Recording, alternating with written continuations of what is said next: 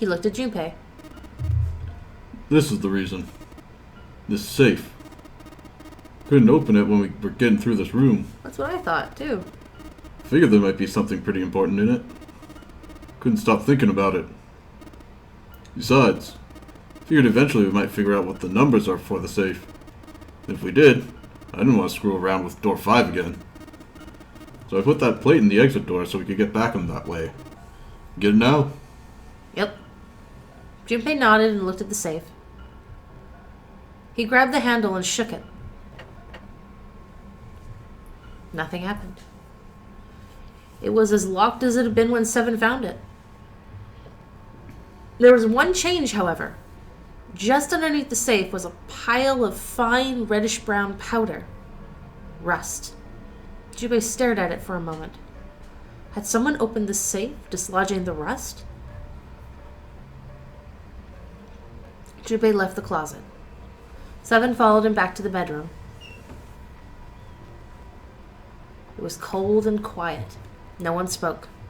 They sat frozen in place by shock and grief and fatigue. The room felt tiny and oppressive, and the thick smell of blood filled the room. Junpei turned and headed for the living room. Anything to get out of there.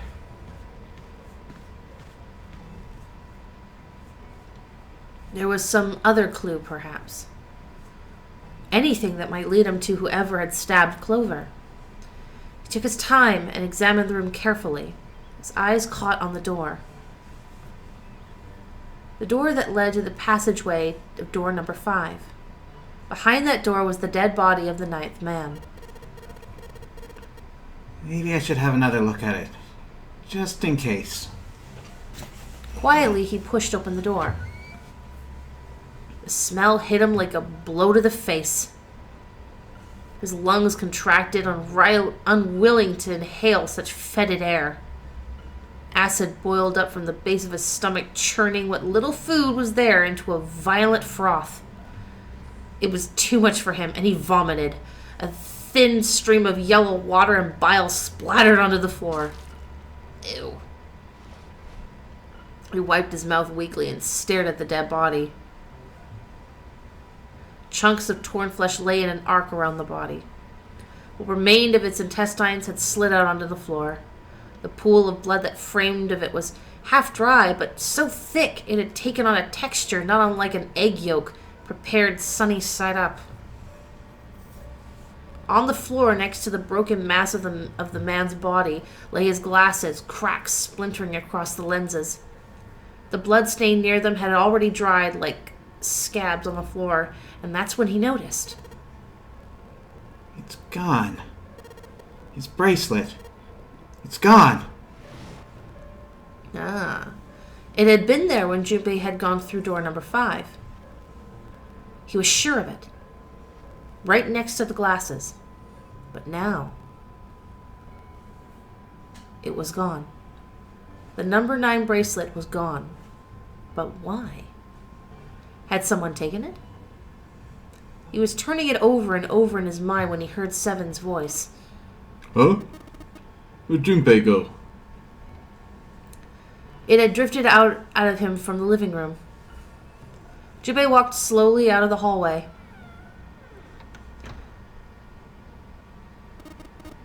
Oh, there you are. Were you looking for something in the hallway? Seven looked up as Junpei entered the room. Did you find something? He thought for a moment before he responded. No. Nothing. Technically, it wasn't a lie. He hadn't found anything. In a way, in fact, that was the problem. Something he'd expected to find hadn't been there. The 9th man's bracelet. What's up? Well, wanted you to take a look at something. What is it? Seven led Junpei back to the bathroom. As Clover's corpse came into view, he felt his heart flip and fall to the bottom of his stomach. Something between a sigh and a groan escaped his lips. What was it you wanted to show me? His voice was hollow and empty. I searched for Clover's body again. I found this. As he spoke, he moved around Clover's head, then knelt down and flipped open her right hand. What? She was holding a piece of paper. I haven't actually looked at it yet. Didn't want to disturb the crime scene, you know? Basic stuff. Well, I did borrow one thing. He wasn't sure what he meant, but it likely didn't matter. Paper was more important. He picked it up and carefully opened it. There were 2 sentences written on it. Truth had gone, truth had gone, and truth had gone. And now truth is asleep in the darkness of the sinister hand. What is this? Some kind of secret code? Seven peered over Junpei's shoulder at the note. Junpei stepped away from Clover's body and into the living room, began to pace, attempting to decode the note. The first clue was likely the phrase, sinister hand. Likely a left hand. Sinister hand means the left hand doesn't know what the right hand's doing. Sinister term was used in heraldry that meant to the left or the bearer of a coat of arms. The left hand. The left hand.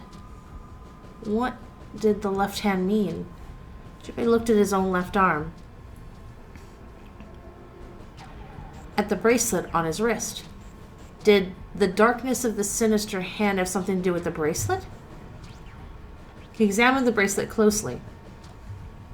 There were 2 protrusions on either side of the face. The left and the right sides of the face. Left and right. Left and right. Left and right. Other way. Right and left. Sorry. Truth is gone. Truth gone. It sounded funny. What did it mean? Truth gone. Maybe those 2 words. How about switching them? What else could they mean? How about reading them backwards? Truth gone, truth gone, truth gone, truth gone. Gone truth? Gone truth. Reading them backwards. Gone had truth. Gone had truth. It's more like Nagda third.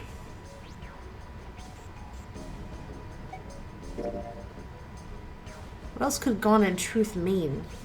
Truth is right.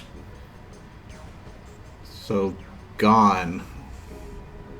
Left. Truth, of course, meant something that was correct, something that was fact. In other words, something that was right. It would follow that gone meant left. Ah, okay, yeah. After that, someone left. They were gone. In this case, however, they clearly referred to directional homonyms. So that means truth right, gone left. So right, left, right, left, right, left. And now truth And then is right. asleep in the sinister hand. That seemed to make sense. Junpei looked at the bracelet again. The 2 protrusions on the left and right of the face. Junpei pressed them in the following order. Right, left, right, left, right, left. The truth had gone, truth had gone. Right, left, right, left, right, left. And then we died! 1, 4, 3, 8, 3, 4, 2. Memorize that? Good. No, I didn't! What the hell? One after another, 8 numbers flashed on and off of the face of Junpei's bracelet. He checked one more time to be sure.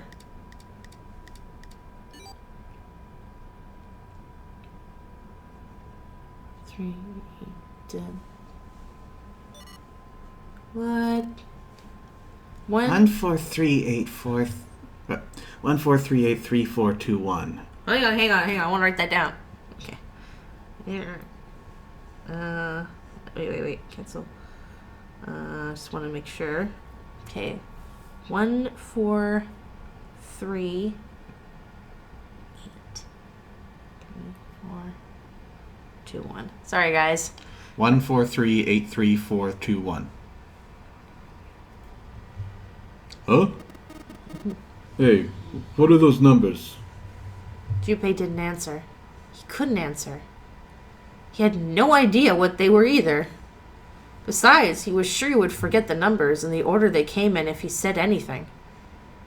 1, 4, 3, 8, 3, 4, 2, 1. Muttering the numbers to himself over and over, Junpei headed toward the bedroom. 1, 4, 3, 8, 3, 4, 2, 1. 1, 4, 3, 8, 3, 4, 2, 1. 1, 4, 3, 8, 3, 4, 2, 1. 1, 4, 3, 8, 3, 4, 2, 1. Before long, he found himself in front of the safe again. 143834421. Was the lock... its lock was the only device he could think of that required a sequence of numbers, such as the ones he just discovered. Besides, someone had opened the safe at least once already. Had Clover come to the bedroom to open it? 1, 4, 3... 83421. Junpei slowly dialed in the numbers in the bracelet he'd given him. 1 to the right. 4 to the left. 3 to the right. 8 to the left. 3 to the right. 4 to the left. 2 to the right. 1 to the left. Finished. Junpei heard the smallest telltale sound of a lock opening. He grabbed the handle, took a deep breath, and pulled it up. Inside was a piece of paper. It was roughly the same size as the one Clover had been holding. Junpei picked it up. This was what it said. Fact 1. The Nonary game was played once before, 9 years ago. Fact 2. The person with the number 2 bracelet attended the game 9 years ago. Fact 3. It was planned by the following 4 people. Cradle Pharmaceutical CEO, Gentaro Hongo. Cradle Pharmaceutical Chief of Staff, Nagisa Nijisaki. Nijisaki? Yeah. Cradle Pharmaceutical R&D Supervisor. Teruaki Kubota? Kubota? Majority shareholder in Cradle Pharmaceutical. Kagechika Musashido? Musashido. I can't help but feel like Kagechika. that's like the bottom of the barrel of high positions you can get. I own the most shares in the company. Yeah. Which technically makes you important, but only by numbers. Yeah. I must punish them for the innocent lives they sacrificed. This is the only warning they will receive. That innocent souls might be saved, I now state the truth. 0.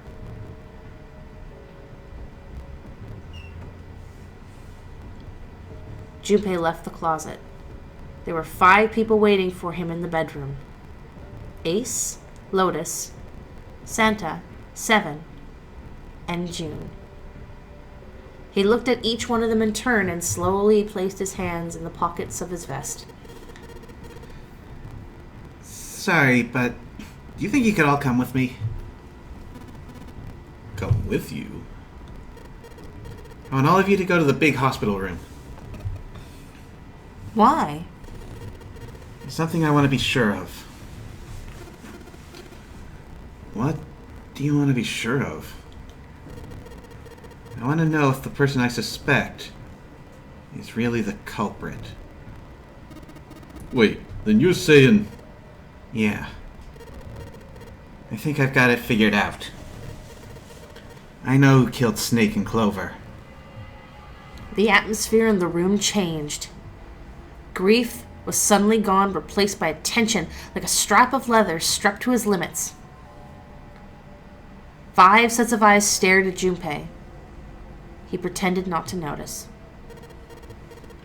Anyway, if you could all please move to the big hospital room. What do you say it like that, sir? I'll explain everything as soon as we get there. It's gonna be fine. Then, almost as if on cue, the bell began to ring. They all heard it. It was the bell from the clock in the main staircase.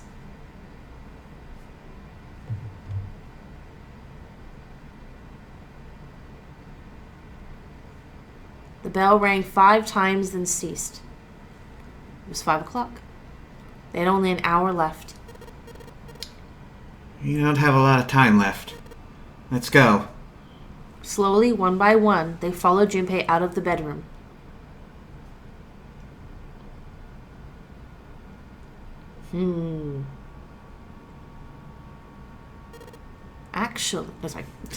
Actually, before we get started, I was hoping you could do something for me.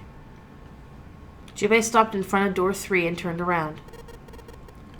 Ace, 7, and Lotus, could you please place your palms on the RED?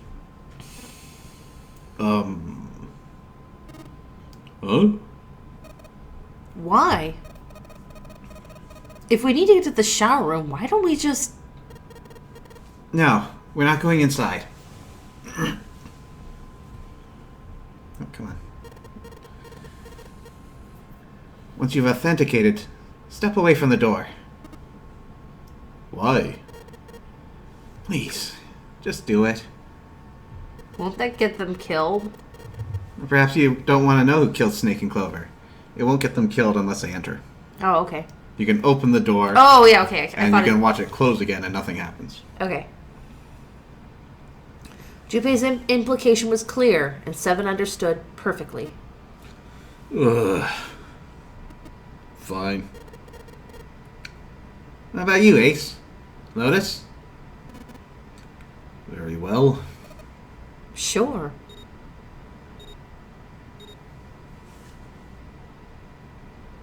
Quickly, they pressed their palms onto the red. Once they'd finished, they stepped away from the door as Junpei had instructed. 3 asterisks shone from the red's display panel. Junpei approached it and held his bracelet over the scanner. He made quite sure he didn't place his palm on it, and instead only brought his bracelet near it. The 4th asterisk appeared, just as Junpei had expected. It was possible to authenticate without placing one's palms on the red, so long as the bracelet was brought near it. Junpei pulled the lever down.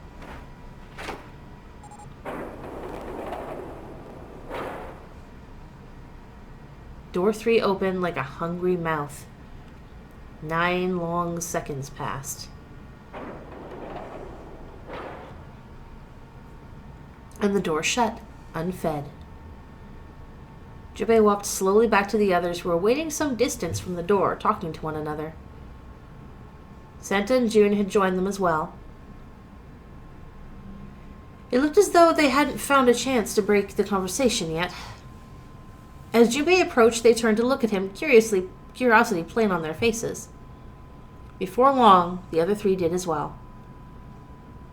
Clearly, they were all expecting some answers. Thanks. I appreciate your cooperation. Clearly, they hoped for something more forthcoming. He continued. By the way, Ace, do you mind if I asked you something? What is it?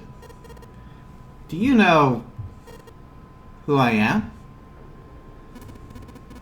What? What kind of question?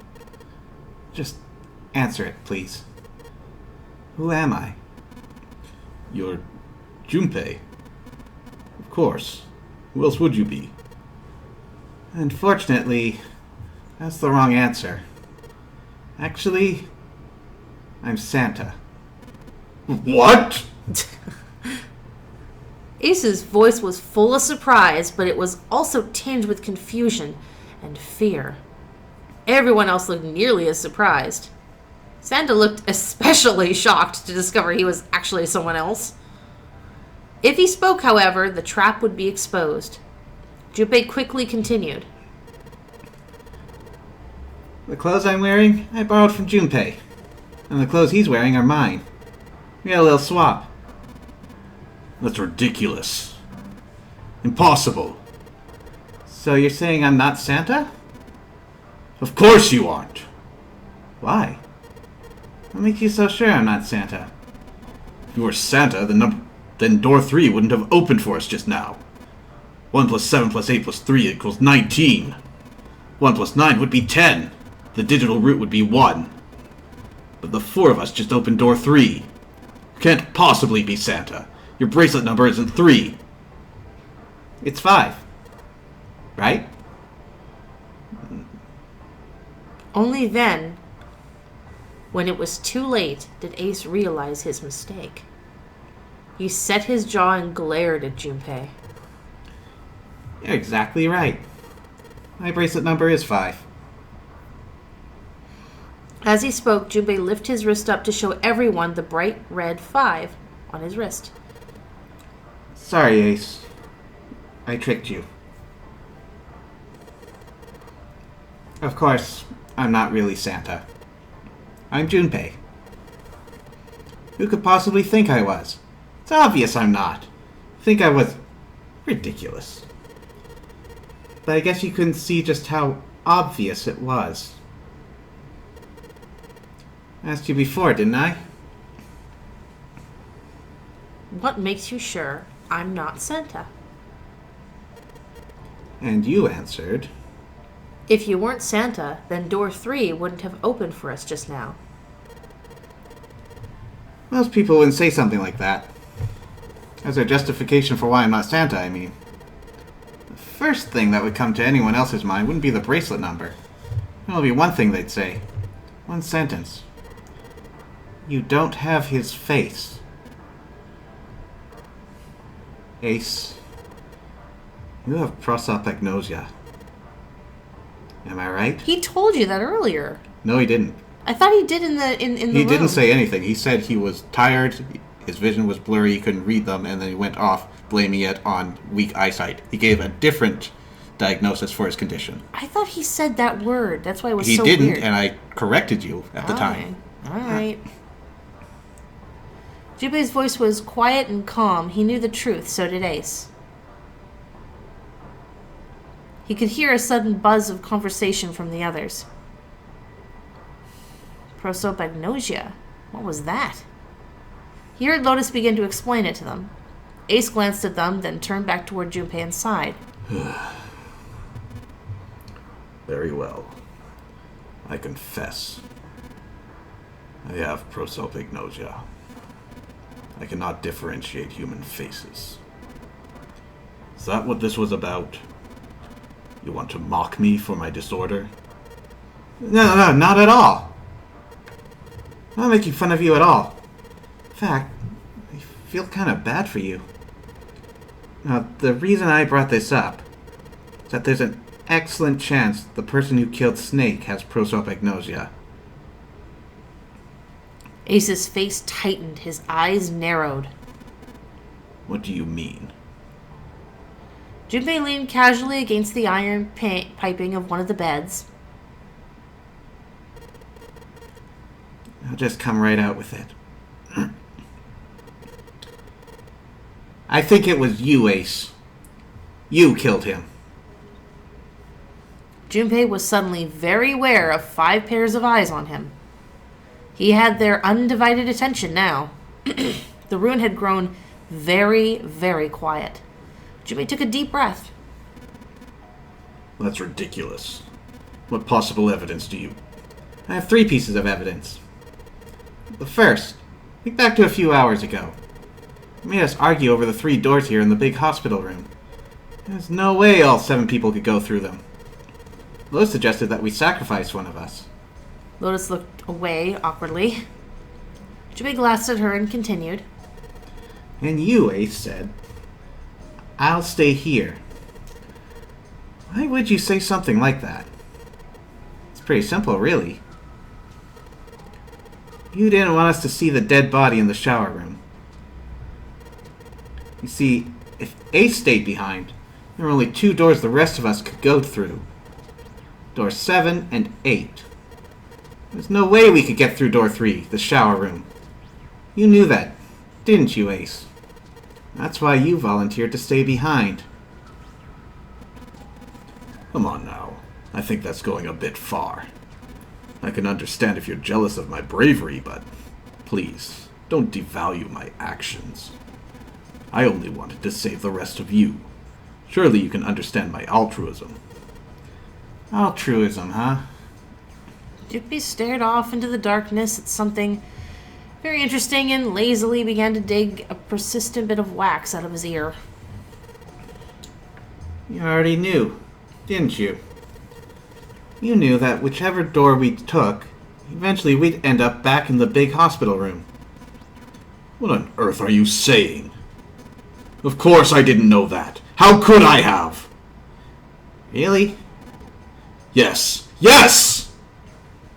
Bleeding was not something they'd heard from Ace before. Junpei pulled the piece of wax from his ear, glanced at it, and flicked it off into the darkness. Gross. Oh well, that's cool. I've still got 2 more pieces of evidence that say you're the killer. The second is that, as I said earlier, you have prosopagnosia. And you mean to imply that a person who can't distinguish human faces must be a bad person? Junpei, they call that prejudice. No. I'm not that stupid. Then why? Well, before I explain, I suppose there's something I should tell you. The corpse in the shower room, it's not Snake's. What? Ace's face went pale. The others looked confused as well. If the body wasn't Snake's... I didn't put it together right away. And there's something Clover told me. She said that Snake's left arm was prosthetic. He lost his real arm in an accident. But the body we saw in the shower room, let's call him Guy X. Guy X's left arm was definitely flesh and blood. In other words, Guy X couldn't possibly have been Snake. Oh, God. No. That's impossible. Ace had started muttering deliriously to himself, shaking his head back and forth. Junpei was long past caring. Let's say, hypothetically, that the killer didn't have prosopagnosia. If that were the case, he would immediately realize that Guy X wasn't Snake. Even if the clothes were the same as Snake's, their faces would be completely different. It would have been obvious they were different people. And yet, he still killed him. Why? Why would they kill a stranger who'd only just shown up? On the other hand, if the killer did have prosopagnosia, it makes sense. They thought Guy X was Snake and killed him. Wait just a moment. Let's say you're right and I mistook Guy X for Snake. Even if I did, I would have had no motive to kill him. Why would I want to kill Snake? I can think of at least 2 motives. 1, Snake knew about your past. If he ever revealed what he knew, that would have been really bad for you. You really didn't want that to happen. So to make sure Snake's mouth stayed shut, you killed him. 2, Snake had a grudge against you. You knew that. Or at least you could have easily assumed he did. Even without exposing your identity, he was a threat to you. You never knew when you might be attacked. You could never let your guard down. Every moment was a moment he might try something. You didn't want that kind of danger hanging over you, so you... Hey, hold on a moment. For the first time since the beginning of Junpei's explanation, someone else besides Ace spoke. That's the past that Ace wouldn't want us to know. Why'd Snake have a grudge against him? Look at this. He handed Santa a small piece of paper. Santa squinted at the paper and began to read. The nonary game was played once before 9 years ago. The person with the number 2 bracelet attended the game 9 years ago. It was planned by the following 4 people. Cradle Pharmaceutical CEO Gentaro Hongo. What? this? Slowly, Santa looked up from the paper. His eyes met Junpei's. It's the message from Zero. It was in the safe in the first-class cabin. Then suddenly, Give me a break! Ace's face was red and shaking, and his voice was full of fury tinged with desperation. That paper is a lie! Like the cake. Someone is trying to frame me! Me? You said me, right? Junpei's eyes narrowed, and the trap began to close. Ace inhaled sharply. His eyes flickered off to Junpei to anything else. Doesn't that mean you're admitting you're Hongo, the CEO of Cradle Pharmaceutical? Or am I mistaken? It was as though a switch had been flipped. The color drained from Ace's face, and as he realized what he'd done, his eyes went wide. Very well. I admit that much. I'm certainly the CEO of Cradle Pharmaceutical, Gentaro Hongo. So what if I am? I don't know anything about this nonary game that supposedly took place 9 years ago. Everything on that scrap of paper is bullshit. Someone's trying to set me up, you see. First of all, Ace stammered as he tried desperately to work himself into a more tenable position. Junpei, you're claiming I did all this by myself. Think that over, alright? How could I have killed Snake all by myself? Not Snake. It was Guy X. I don't care who it was. You said the killer put this other man into door 3, right? Yeah, maybe. Then I couldn't have possibly done that alone. I couldn't have opened door 3 with only myself and Guy X. Nope. You could have. It. What? Ace's face was tight and his teeth were clenched. Junpei fixed him with a level stare. The trap was about to close. Actually, Ace, when you were unconscious, I took something from you. Remember when you were injected with that anesthetic and fell asleep in the big hospital room? Yeah, back then. I took this. Junpei put his hand into his pocket. No, you couldn't have! Ace's hand began to Ace's right hand had moved. Junpei smiled. I got you, Ace. Right hand there tells me all I needed to know. You want to tell me what you were so worried about? What's in your pocket? Ooh. It's the number 9 bracelet, isn't it? Ooh. Ace, Guy X, and the 9th man's bracelet. That was all you needed to open door 3. Mm-hmm. That's how you killed Guy X all by yourself, Ace. All you needed was the number 9 bracelet in your chest pocket. Ace lowered his hand from where it had stopped halfway to his pocket. He looked down at the floor, his face hidden from Junpei. All he could see was the corner of Ace's mouth twitching like a dying fish. If you want to play innocent, that's fine by me. Go ahead. Tell me I don't have the bracelet. If that's what you want to do.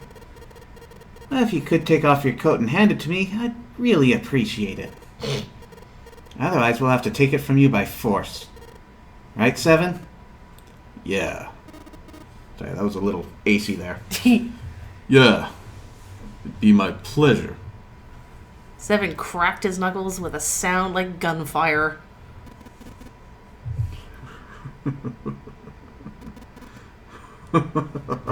He's going nuts. Wow. Ace roared with laughter.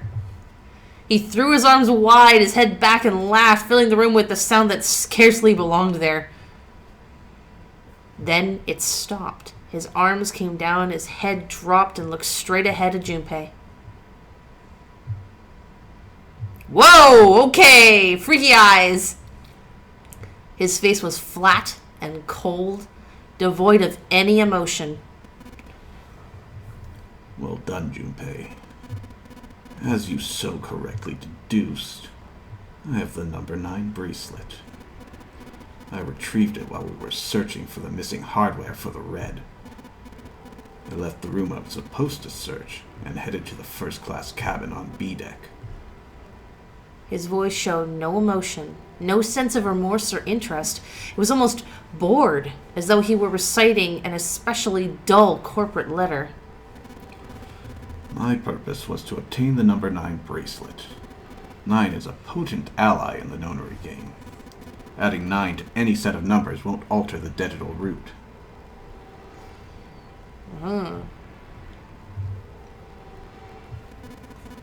As you can see, 9 is a very useful number here. With it, one can go anywhere, with anyone. So I made for the first-class cabin to obtain it.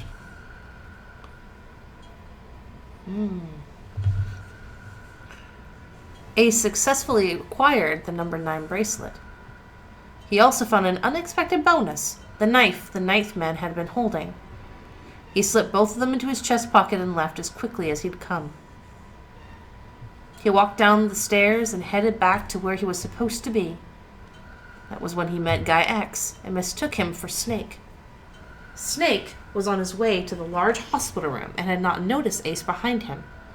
Ace made sure it stayed that way. He followed the man wearing Snake's clothes to door 3. When the man stopped, he walked up behind him quietly and called out, "Snake?" The man turned to look at Ace. He said nothing, no words came out of his half-open mouth. He seemed dazed somehow, almost like a man half asleep. Perhaps he'd been drugged. It didn't matter to Ace. Ace was certain the man was Snake. He knew Snake had been part of the nonary game 9 years before. Snake hadn't recognized Ace immediately, but he was blind. That much made sense. Why, then, had Snake said anything to him? Surely he had forgotten what had happened to him in the nonary game, but not once had he attempted to confront Ace. Perhaps his lack of sight had prevented him from recognizing Ace. Or perhaps Snake had conspired with Zero to deceive Ace. In either event, he was a threat, and it was better to deal with him sooner rather than later. Ace's mind was made up. He moved. He held the number 9 bracelet over the Red. He waved his own bracelet in front of the Red and finally grabbed Snake's arm and shoved his hand against the scanner panel. The door opened. Ace threw the man through it. 9 seconds later, the door shut.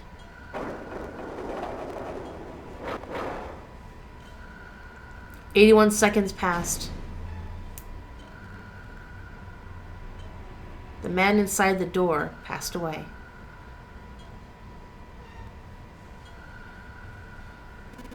After that, I returned to my post as though nothing had happened. After conducting my own search, I returned to the large hospital room when the 1 a.m. bell rang. Ace's eyes were cold and his cheeks were hollow and pallid. When he spoke, only his lips and tongue moved. The rest of his face was eerily still. Junpei glared at Ace. He took a deep breath and thought about the next question he had to ask. He didn't want to. He knew what the answer would be. He just didn't want to hear it. Junpei swallowed, then spoke. Ace, did you kill Clover? Yes. Why? Why did you kill her? She was Snake's sister. It was possible he had told her something dangerous. Additionally, she had gone through door 1. It seemed likely she might have found it. Found what? Why don't you go through door 1 yourself? Perhaps it's hidden somewhere. Seven and Lotus interrupted. Yeah, but Lotus and I went through door 1 too.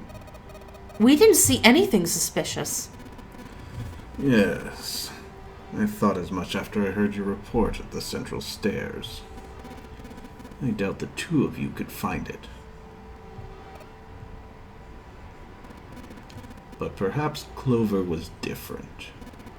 Perhaps she had found it. I was, therefore, desperate to find her. And at last I did, in the first-class cabin. I spoke very calmly. Did you see it? See what? Don't act as if you don't understand. You were in the captain's quarters, weren't you? Huh? What are you talking about? Very well. By the way, what are you doing here, Clover? What? Nothing. There's blood on your shoes. It looks fresh. Did you go take a look at the ninth man's corpse? I see. Your silence suggests that you noticed. You saw something, didn't you? You saw that his bracelet was gone. Clover ran. She made for the exit, but Ace stood in her way. You aren't going anywhere. He caught her by the collar as she passed and threw her to the floor hard. She leapt back up and darted past him into the hallway. Ace followed at a run. He was faster. Whoa.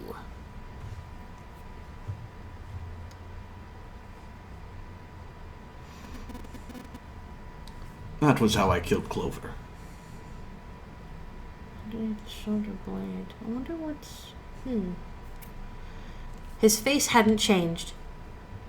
If he felt guilt or remorse or any one might feel after taking the life of another human being, it didn't show. You son of a bitch! Seven's whole body trembled with rage and his voice rumbled with hate. Santa's eyes were bloodthirsty, and Lotus and June's faces were distorted by anger and hatred. Ace looked at them and smiled. It was a cold, cruel thing with no humor in it. He shook his head and sighed. I admit it. I've lost. I have lost. Completely and utterly. But don't misunderstand, Junpei. I didn't lose to you. I lost to Zero, not you. I'm rather disgusted with myself for falling into such a simple trap. And it was a trap, make no mistake. I was trapped and manipulated by Zero. The man I killed in the shower room. If he wasn't Snake, then I have no idea who he was. But he was wearing Snake's clothes, and that was no coincidence. He had also been injected with something that reduced his cognition and prevented him from identifying himself or resisting me. And we can't forget the components that were removed from the red before we arrived. I have no doubt that Zero planned all of this. Zero made sure I would kill that man. It follows, of course, that Zero knew everything I would do. That I would try to take the number 9 bracelet. That I would try to kill Snake. Everything. Suddenly, Junpei remembered the paper he found in the safe. He remembered the last words Zero had written on it. I must punish them for the innocent lives they sacrificed. This is the only warning they will receive. That innocent souls might be saved, I now state the truth. Zero. And he remembered other words he'd heard from Clover. I think Zero is one of us. One by one, Junpei looked at the 5 people standing in front of him. Ace. Santa. June. 7. Lotus. 0 is one of us. No, Junpei paused. There was one more person.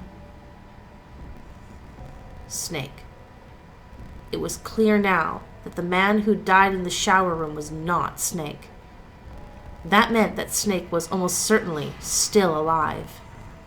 Perhaps Snake was 0. Perhaps Snake had made Guy X wear his clothes so he would appear to be dead. Where was Snake now? Perhaps he was somewhere laughing at them. If he was 0, surely he lied about many other things. Was he watching them?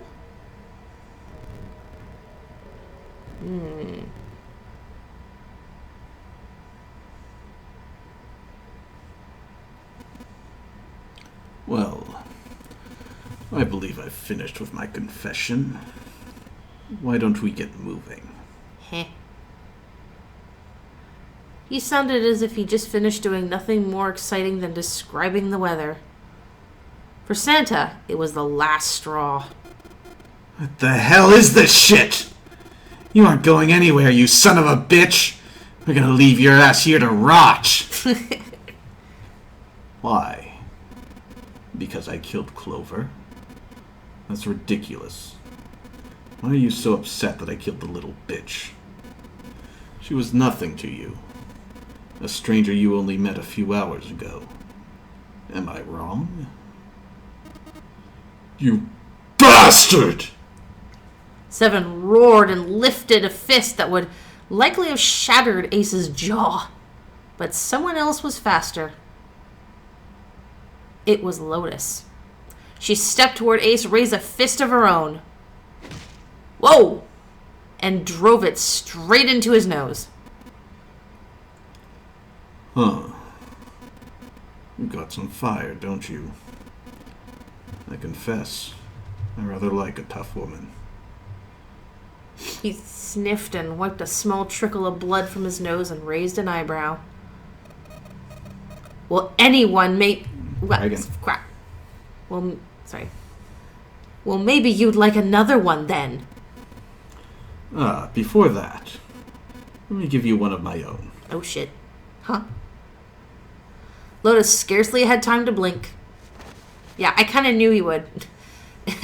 Ace snaked his arms around her and pulled Lotus back up against him. In the same motion, he reached into his coat pocket. And there it is. It was a gun. The revolver. Almost lazily, he tilted it to the point in Lotus's head. If any of you so much as blink, I won't hesitate to pull this trigger. I've already killed 3 people. Don't think I'm not ready to make it 4. 3 people? What do you mean? Very well. Let me take this opportunity to illuminate you. You killed the 9th man, didn't you? Maybe? The person who killed the 9th man was me. Yeah. Although I suppose to be more accurate, I encouraged him to get himself killed. While we were examining the main staircase, he came to me and told me his name. I recognized it at once, so I gave him a little push. Just a little white lie. It seems the settings for the dead were altered. Now it only requires a single person to deactivate the detonator in the bracelet. Investigate what's beyond door 5. We'll meet again later. Okay. Have a good one, guys. I'm going off ahead now. Well then... Shit! Why isn't it stopping? God damn it! You lied! Open the door! Please! I'm begging you! Help me! Please! Get me out of here! Get me out of here! Oh my god! Oh my god! There's no time left! Listen, I was lied to! He lied to me! He put me in here! It was him! He killed me!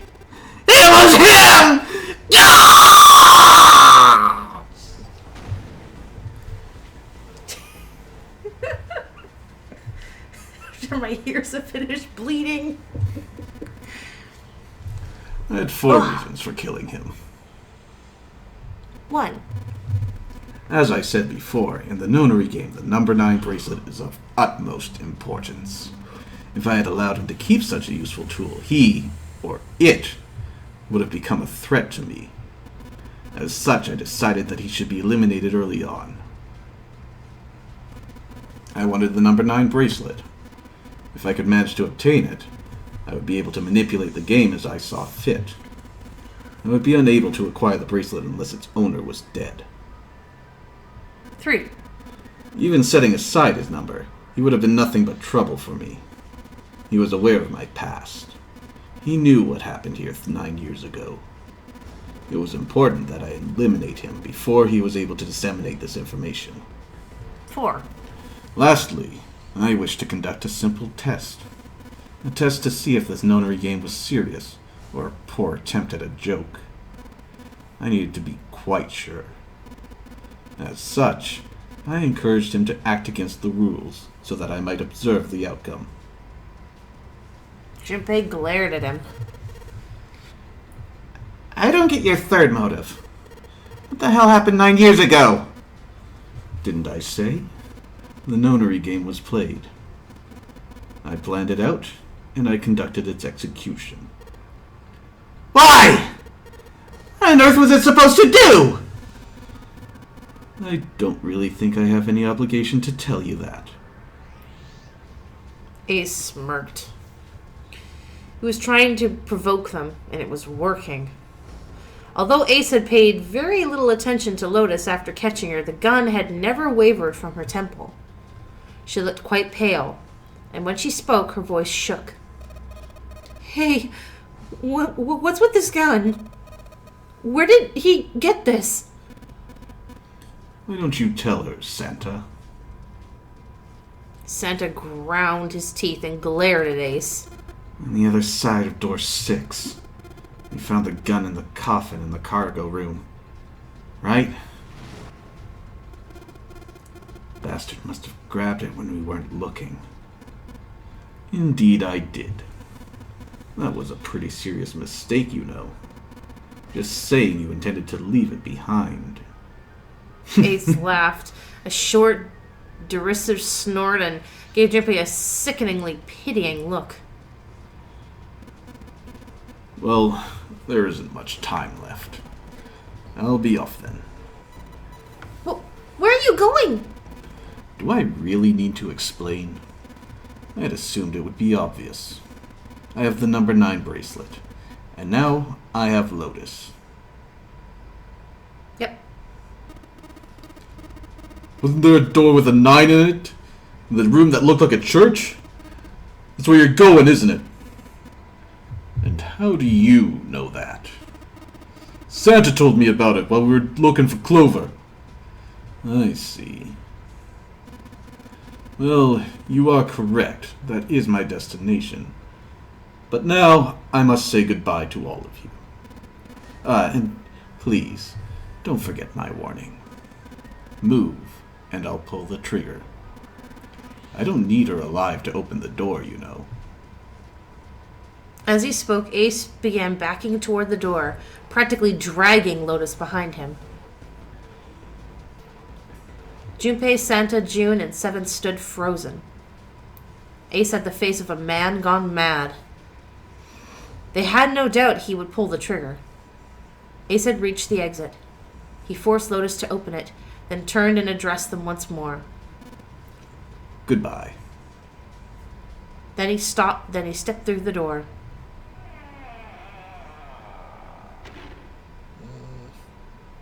It fell shut.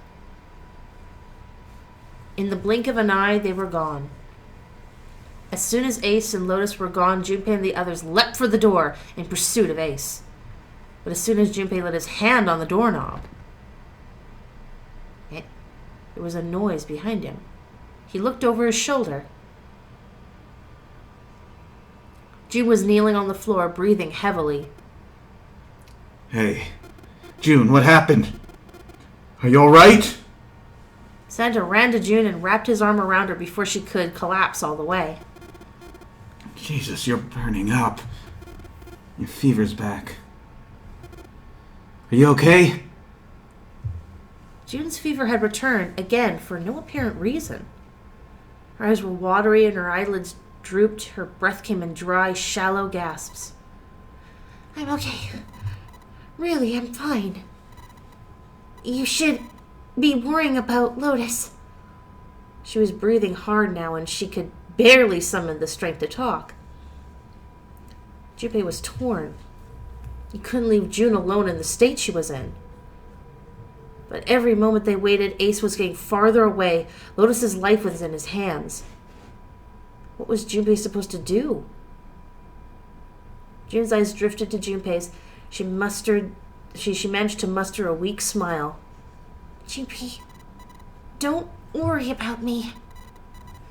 I just need a little rest. I'll be fine. Don't you remember? I just need to rest a little bit last time. So please save Lotus. Think about what Ace has already done, Junpei. When he's got what he needs from Lotus, you really think he's gonna let her just walk away? God damn it! Well, go. Don't worry. You guys go on ahead. As soon as June starts feeling better, we'll follow you. Go! Junpei looked at June. She nodded once. She couldn't manage much more. But it was all the confirmation Junpei needed. His resolve was set. All right. Come on, Seven. We're going after Ace. Hell yeah! Yeah. Santa, you take good care of June. I'm trusting you. Santa nodded. Junpei turned before he had a chance to change his mind and started running toward the door. He could hear Seven's heavy footsteps behind him. Let's go! Junpei and Seven exploded into the hallway, their feet pounding the metal floor as they ran. Go get him.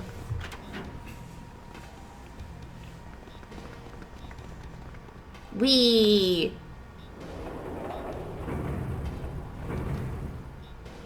Oh, I was under the impression that you needed the card each time to go up and down. I guess it's just permanently unlocked.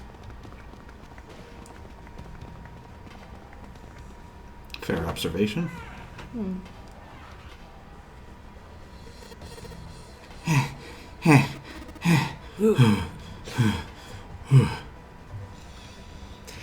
Junpei and Seven had finally arrived at the church, exhausted and out of breath. As their lungs struggled to catch their breath, their eyes frantically scanned the room. No sign of Ace or Lotus. You think they already went through? He reached to wipe a palm of sweat from his brow. Maybe. Even as he spoke, Junpei was already on his way to the larger number 9 door. He looked at the red. The display panel read vacant.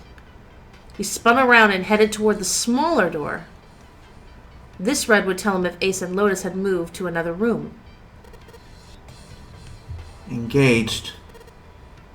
It's occupied. That means Ace and Lotus went through here. Yeah, seems like it. Junpei and Seven stepped away from the door. They retreated to the center of the room and began to talk. What do we do now? Yeah, what should we do now? Well, the big door is still vacant, but... Two of us can't do anything with it. Yeah. First of all, our digital route isn't 9. Just then, as they were pondering what to do next, there was a noise. A noise like someone hitting a thick wooden panel. Junpei looked up, surprised. Seven followed suit, his eyes jumping around the room, looking for the source of the sound. It wasn't long before they found the altar. The candles are knocking. Oh no! Or, more precisely, what was on it. The coffin. Oh, sorry. The coffin. Yeah. Let's open it. How? by force. I don't think that's gonna happen. Well, you never know till you try, right? Isn't there a little lock? The only necessity for success is the willingness to suffer 1,000 failures. Who said that? I forget. I heard something similar from an animator. You gotta make 1,000 bad drawings before you make one good one. Anyway, we've gotta try. Junpei and Seven leapt at the coffin. They grabbed hold of what purchase they could find and pulled.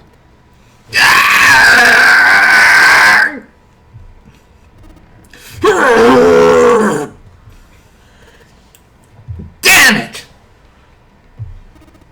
See? Didn't I tell you? If you could just pull it open, why would it have something like that? The lock. Seven pointed at the keypad on the side of the coffin. Right. So, unless I put in the right passcode, it's not gonna open. The noise hadn't stopped. In fact, as it continued, it only gotten louder and more forceful. What were they supposed to do? Junpei wondered. Was there some sort of clue somewhere?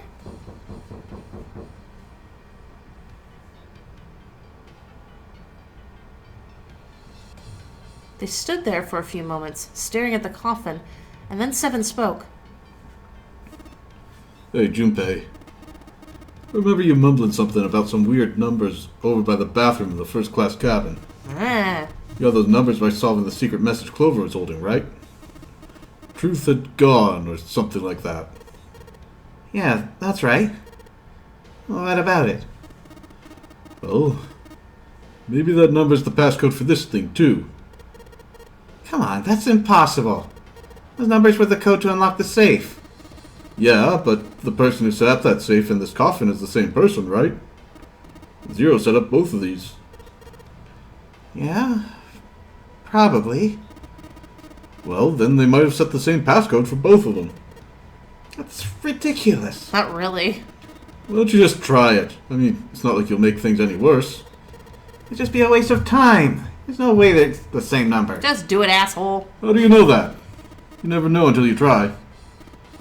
The only necessity for success is the willingness to suffer 1,000 failures. Who said that? You.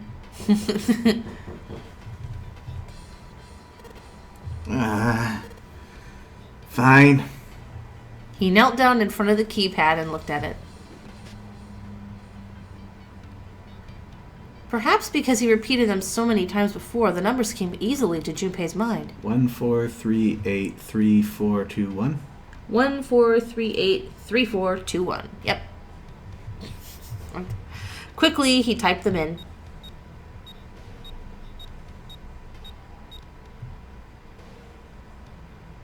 He checked what he'd entered the right numbers in, took a deep breath, and pressed the E button. And he killed whoever was inside. It only took a moment. Yay! Huh? You've got to be kidding me! There was a click. And with that heavy clunk, the lid of the coffin slid off onto the floor. Someone sat up from inside. Snake! Yay! You. Why? What the fuck? Sorry. Those voices. Junpei and Seven, unless I'm mistaken. Where are the others? Are they elsewhere? Of course, there was no reason Snake would have known anything about where anyone else would be. Junpei and Seven looked at one another. There was a great deal he needed to know, but...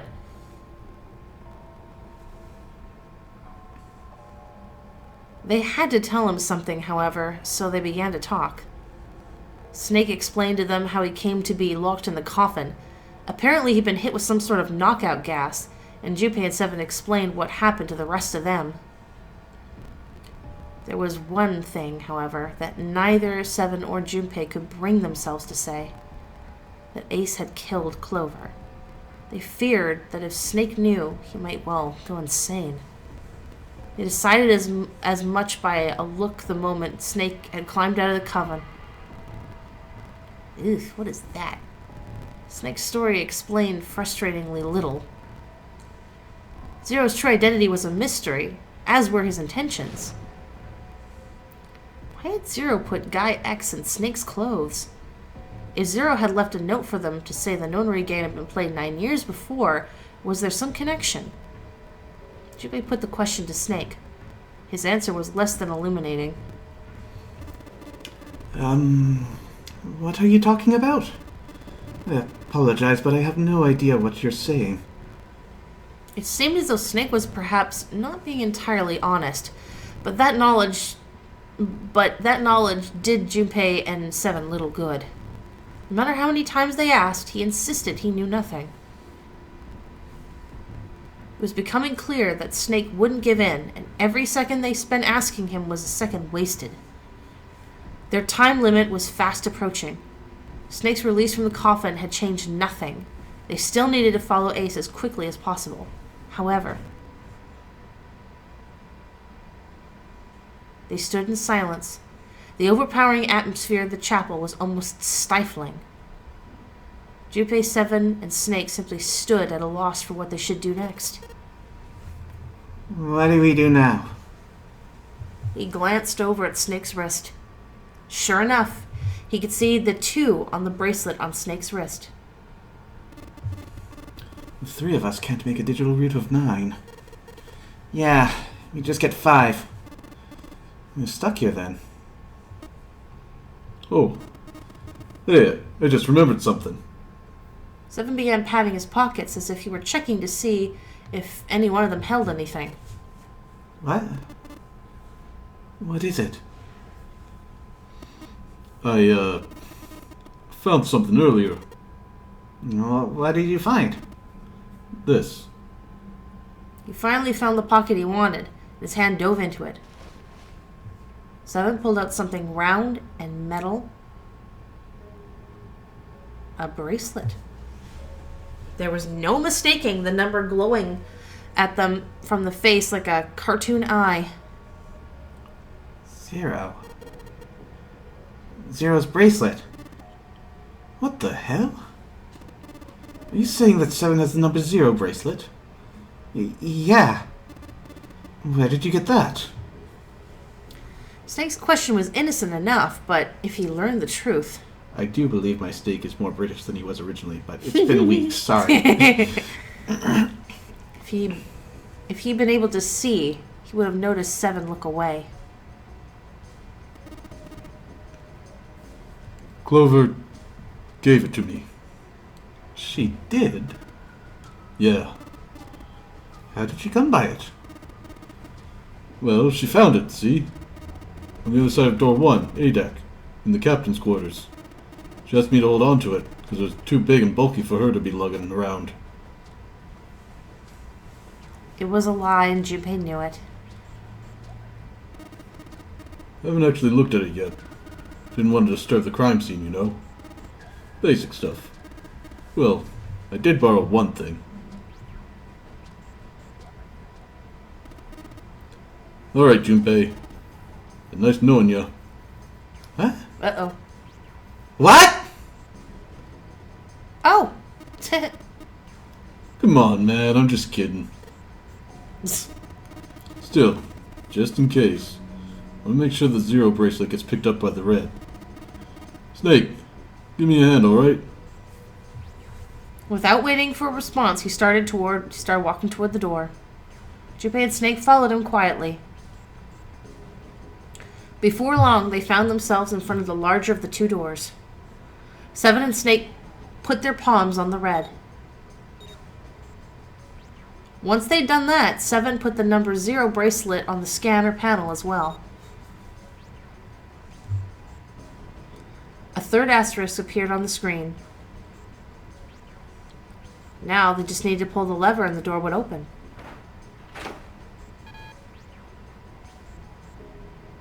Error. Huh? Why isn't it opening? Well, the third asterisk looked up, so must have registered the 0 bracelet. Maybe it isn't actually 0. Huh? What? The bracelet may not actually produce the number 0 when scanned. That is what I'm saying. Why don't we try a few different combinations? Perhaps we can determine what number that bracelet actually contains. Junpei nodded. They decided to use the following combination.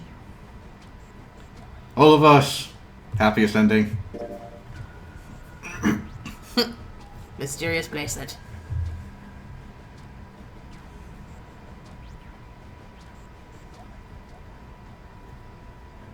If the combination worked, then the mysterious bracelet's number was 4. However,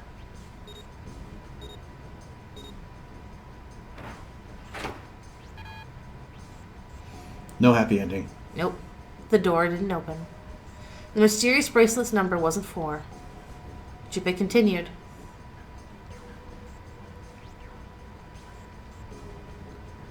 Well, it has to involve Junpei. What do you think?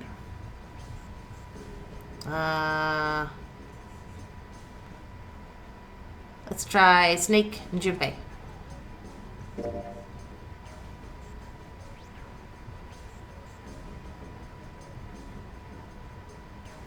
If that combination worked, then the mysterious bracelet's number was 2. However,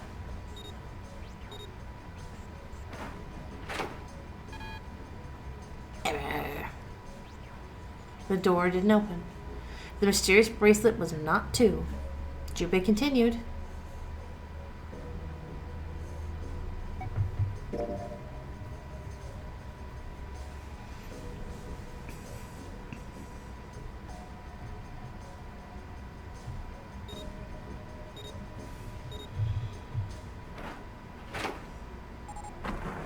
Oh! That's 6. It opened. Yes, so it would seem. Seven clearly hadn't thought their experimentation would produce anything useful, and looked rather confused. Snake was, as usual, calm and smug. The door slid closed. Junpei's forehead furrowed as he thought. That meant the number for the mysterious bracelet was 6. But how could it be 6? The display on the bracelet clearly showed a 0. Suddenly, from somewhere far beneath them, they heard the creak and groan of tearing metal. They better hurry. With it came the sound of water pouring into parts of the ship that had, until recently, been dry.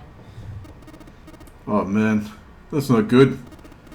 Guess our time's just about up, huh? At any rate, we know now that the door can be opened. Let's go. But, Snake, are you sure? Yeah, you know that only Junpei and I can go this way. You needn't worry. I have a solution to this problem.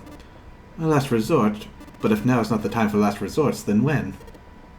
Last Resort?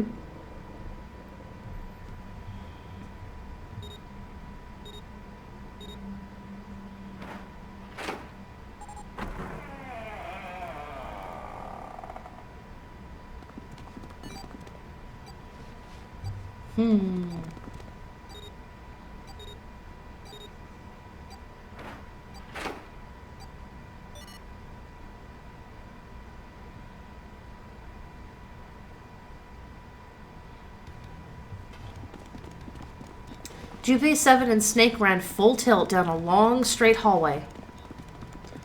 They were headed for the stern of the ship and had no time for distractions. As they ran, Seven spoke. Gotta admit, you really surprised me there, kid. Couldn't figure out how the hell you were gonna get out of that one. How come you didn't do that right off the bat? As I told you, it was a last resort. Had I used it at the beginning of the game, I would have come under a great deal of suspicion. I imagine most people would have taken it to mean that I was 0. Once they'd convinced themselves of that, I wasn't optimistic about my chances of making it out of here alive, let alone unscathed. I felt it best to play my cards close to the chest, as it were. That way, if I were in a situation where there was nothing else I could do, I'd have a little trick up my sleeve. I'll just take my bracelet off. Snake's plan had been simple, but effective. He simply removed his bracelet. How? To Junpei, it looked as though Snake had simply crushed the bones of his hand until they were small enough to fit through the wristband. Of course, that would have been practically impossible, so how had he done it? My brother's left arm is... It's not like a normal person's arm. It's fake. It's not a real arm. Snake's hand slid the bracelet off and tossed it into the coffin. With it gone, he had little to fear from the numbered doors. He walked through the door easily without authenticating. He stepped out on the other side unscathed and began running down the hall alongside Seven and Junpei. They kept running for a while longer and eventually came upon a set of stairs leading downward to the right side of the hallway. They stopped and peered down the staircase. As far as they could tell, it went all the way to the bottom deck. There didn't seem to be any flooding. They nodded quickly to one another and jogged down the stairs. It took only a few minutes to make their way to the bottom deck. There was only a single hallway in front of them, at the end of which was a single door. Junpei threw it open. Inside was a massive iron gate. A plate was affixed to the top of it. Incinerator. Oh dear. Red incinerator. Incinerator? Oh my, that doesn't sound very pleasant. Do you see a lever near the gate, perhaps? Yeah, right over here. How'd you know that? Well, I'd be happy to regale you with the story. I imagine it should only take half a day or so.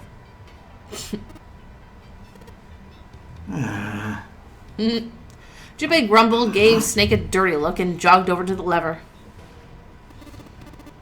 If you pull it, the door ought to open. Got it! He pulled the lever down. Ooh.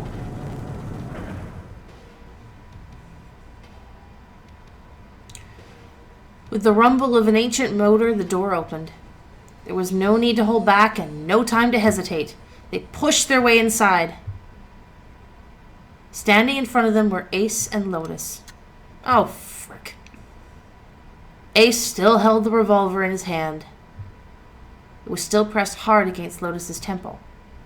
A small dark bruise had begun to form near the tip. Even from several yards away, Junpei could see that Lotus was shaking. She was terrified. Perhaps more interesting was what Junpei saw behind them. Another 9. Another 9 door. But why? Why was there another one? The door stopped Junpei in his tracks. It simply shouldn't have been there. As his brain finally began to consider why, the whine of a warning klaxon filled the air, drowning out any thought. Warning. Warning. Emergency incineration command has been acknowledged. What?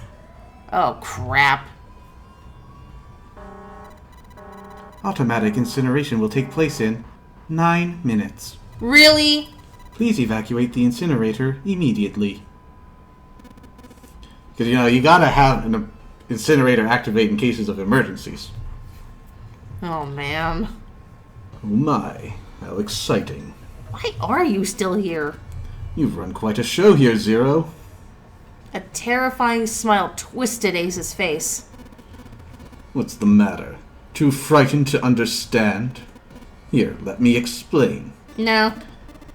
It's said that this incineration system is about to activate. In 9 minutes, this room will be engulfed in flame. Huh? Who are you? You don't recognize me? I'm hurt. It's me, Snake. Snake? Ah, yes. You are alive. I'm afraid your bizarre style had me confused. I'm quite glad to see that you're alive. Ace's voice didn't change. Snake ground his teeth. If you don't mind my asking, how did you get here? Snake. Junpei, 7. The three of you couldn't have opened a door with a 9. Did you use Clover's bracelet, perhaps? What? Ah, well, your reaction suggests that you did not. Hold on. Why did you think we'd have Clover's bracelet? Junpei felt his chest tighten. Oh, they haven't told you. Told me what? Clearly not. Normally, I would take some time and enjoy the moment, but I'm afraid my time is at a premium just now. I'll have to make this quick. Clover. Don't do it, Ace! Keep your goddamn mouth shut! Clover. I said stop it! Wow. Don't listen to him, Snake! Junpei could feel his voice going hoarse, but Snake didn't listen to him. What happened to Clover? Ace looked at him, the corner of his mouth curled into the hook of a cruel smile. He's totally gonna lie. Clover died. Oh dear. The color left Snake's face. He shook his head weakly. Whoa! That's not true. That's impossible. His face looks It's a weird. lie. It has to be a lie. Oh, it's quite true. I can assure you of that. I killed her myself, you see. What? Wow, that is really stupid. He could have totally screwed this whole thing up and said one of them did it. I'm sorry, did I stutter? I killed her. Snake's face twisted into a mask of rage, mottled red rising to dot his face, his pale skin. His entire body shook. He looked, to Junpei, disturbingly like a demon. I would have rather she died with less suffering. A bullet in her brain, perhaps, would have been ideal. Unfortunately, that would have made quite a bit of noise. Circumstances being what they were, I was forced to settle for the knife. The one the ninth man had, you remember? I believe I caught her just below the shoulder blade. Really? I was rather lucky, in fact. My first thrust went right between her ribs. Her flesh was so soft. Creepy. My knife slid in so easily. There was no resistance. That feeling was... I confess, I feel rather excited. It is a powerful memory. Someday, perhaps, I hope I can feel it again. Incineration will begin in 7 minutes. Okay. I'm going to kill you. Snake's words were a guttural growl, Let's try that again, then. barely audible. I'm going to kill you. Nice, that's good. I'm sorry, what? I'm going to kill you. Ah, so you're going to kill me. Please do. What? Come now, I'm waiting. Don't do it! Don't listen to him, Snake! Stop it, kid! You screw with your head! Is there a problem? What are you waiting for, boy? Don't you want me to send you to join your sister? Don't! Snake! Don't do it! But Snake could no longer hear them. Snake could no longer hear anything.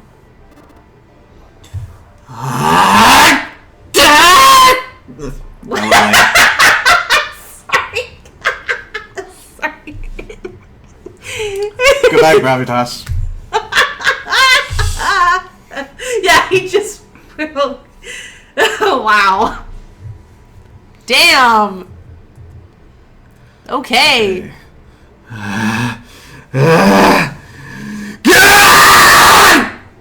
Okay. Ow. That's better. Yeah. My ears are bleeding again. Congratulations. Thank you. Snake. Snake? Sorry, I'm so shocked. Snake moved like a bolt of lightning. His scream echoed through the incineration chamber full of rage and despair. Snake! Snake! Snake! No! Oh, man.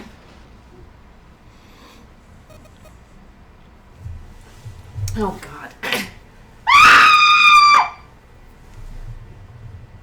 Another scream filled the room. It was Lotus's. She ran across the room toward Junpei, her eyes wide with terror. Snake's ill-fated attack had loosened Ace's grip on her, and she made a run for it. She reached Seven and Junpei and ducked behind them. Junpei could feel her fingers on his arm, tight enough to be painful, keeping him between her and Ace. Incineration will begin in 5 minutes. Ah, Give me the woman. screw you. He raised the gun. I need her. Without her bracelet, I will be unable to open this door. Why didn't you open it before? Quickly now. Like, you could have left. I don't have time for your shenanigans. In the center of the room, Snake's body lay eerily still. He looked like a human larva prone and vulnerable on the floor. I see. Then it would seem I have no choice. The rest of you must die as well. Fortunately, I have 5 bullets left. 1 for Junpei, another for Lotus, and the last 3 for that lump of idiotic man you call Seven. Hey, don't mock Seven. He's awesome. I will take Lotus's body with me and leave this room. Incineration will begin in 4 minutes. Why do you need the body? You said you only need the bracelet. Well, it looks as though our time together is at an end. I rather enjoyed playing with you. Goodbye. No. Junpei could see Ace's finger tighten. He could see it begin to squeeze down on the trigger. His body tensed, preparing for the catastrophic impact of hot lead against human flesh. Then it happened. What the heck? Snake stood up. What?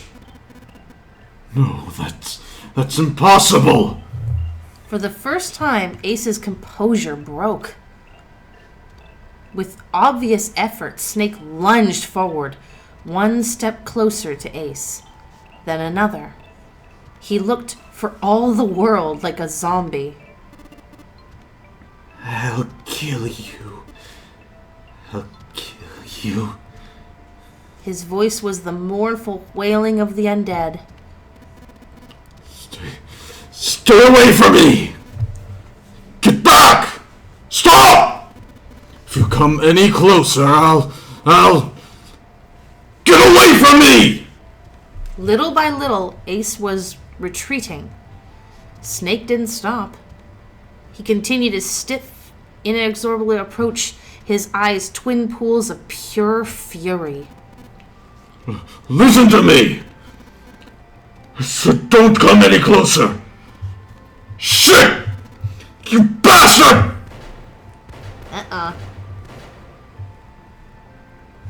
Ace's revolver leapt 5 times. 5 times the air in the incinerator was split by the crack of a bullet. Ace's body twitched like 5 clouds of blood and torn flesh leapt into the air across his body. A fine pink mist drifted from his body and disappeared. Snake made a strange sort of choking cough. And then his strength was gone. His legs crumbled and his broken and battered body slid to the floor. Incineration will begin in 3 minutes. But Snake wasn't done. Even as the pool of blood beneath him grew, he began to move. He half crawled, half slid towards Ace. One bloody arm wrapped itself around Ace's leg, and the other gripped his thigh with strength that should have been long gone. You son of a bitch! You're a monster! Get off of me! Let me go! Damn you! He kicked at Snake with his free leg, driving his foot into Snake's face, his arm, his shoulder. It made no difference. Snake refused to release him. Once a snake has ensnared its prey, rarely does it release it.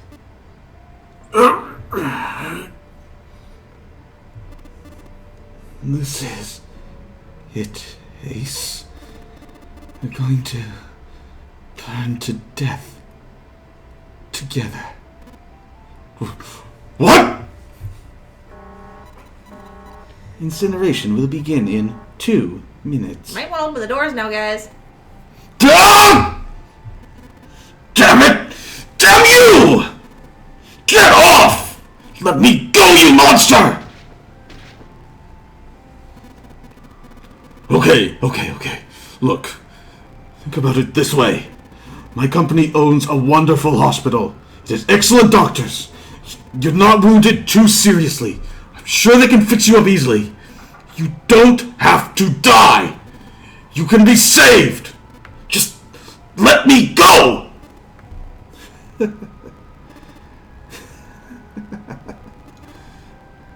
Pathetic. Begging for your life. Then Seven and Lotus began to speak. Junpei could hear tears in their voices, and their words were strained. Snake! It's enough!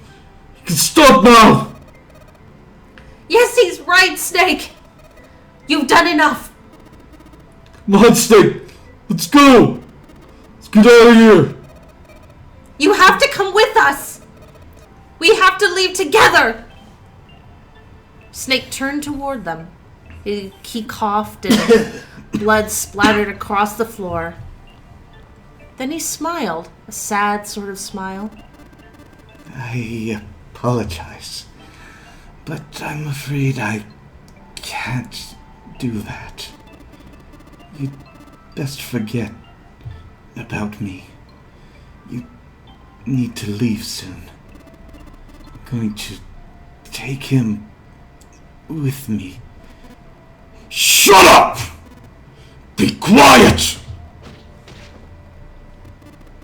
I couldn't save Clover.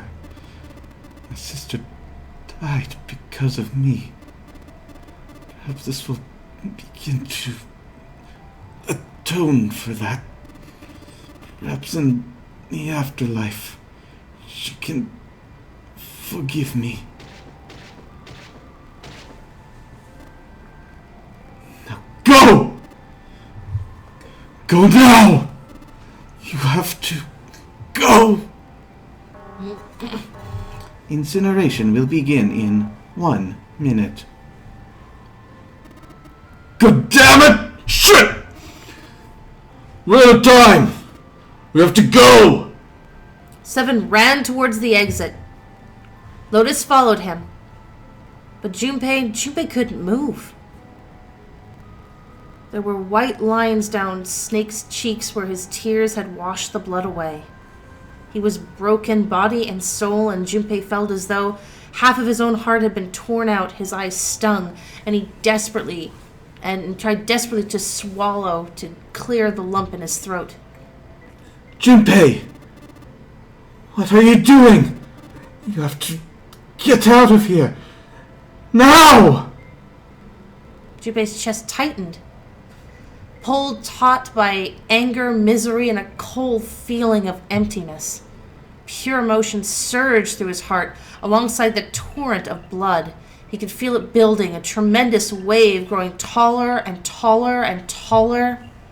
And then it broke, crashing down with thunderous force onto his shaken, unprepared mind. Snake! Snake!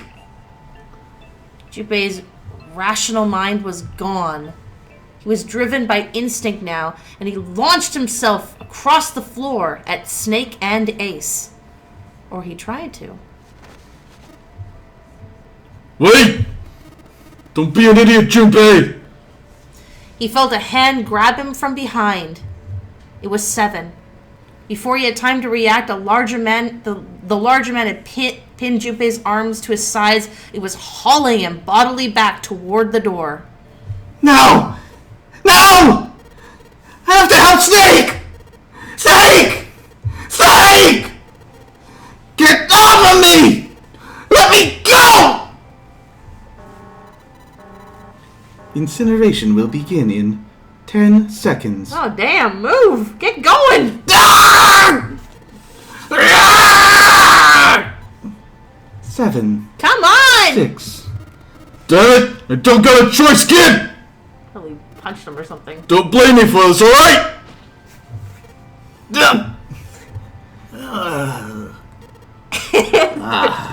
The last part was funny.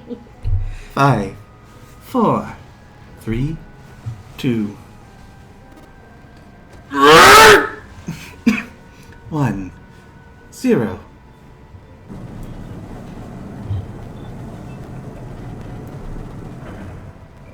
Okay. Gates 2 and 3 are locked down. Beginning incineration. Oh dear. Junpei felt Seven's fist bury itself deep in his stomach and his legs turned to mush. Seven scooped him up in the same motion and leapt through the door. It slammed shut behind them. Junpei struggled to shaky feet. He glanced over to see Lotus only a short distance away. Junpei ran to the door. There was a small window cut into it.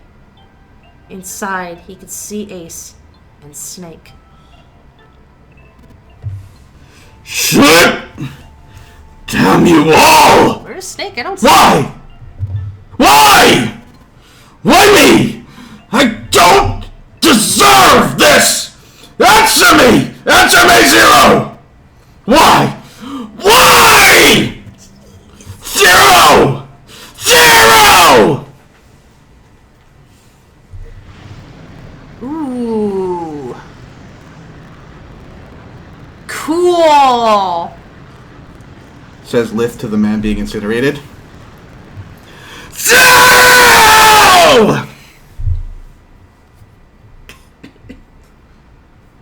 Wow.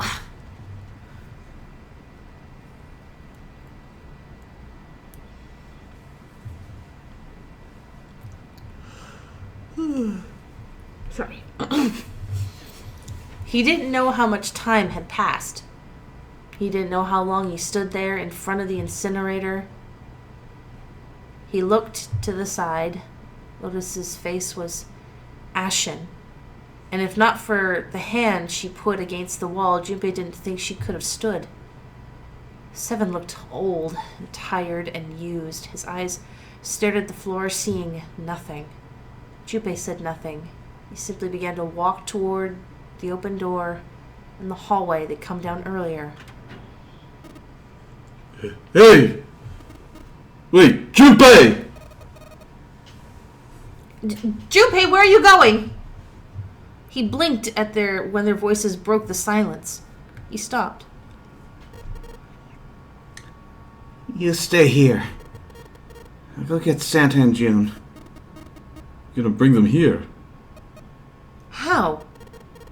Don't worry about that. Just stay here and wait. Alright? Okay. He began to walk again. He looked over his shoulder and watched Seven and Lotus grow smaller and smaller. They stared back, not moving. He wasn't sure if they could. He turned around again. He knew where he was going. When they walked through the hallway earlier, he noticed an elevator at the end of the side of the hallway. If it still worked, then maybe. Before long, Junpei found himself in front of the elevator. Next to the door was a button with a triangle on it. He pushed it, and the door opened.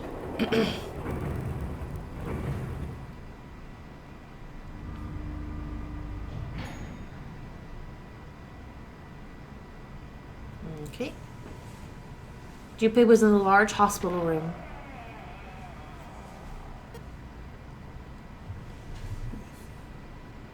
June! Santa! He kept calling and walked to the center of the room. Okay. But try as he might, he couldn't find them. Damn it! Where did they go? Increasingly frustrated and increasingly worried, Junpei left the large hospital room. He had no choice. He would have to look for them. Junpei's heart was heavy. He couldn't shake the feeling, but there was a part of him that felt like it would be wrong to, even if he could. With every step he took, his legs felt more and more like lead.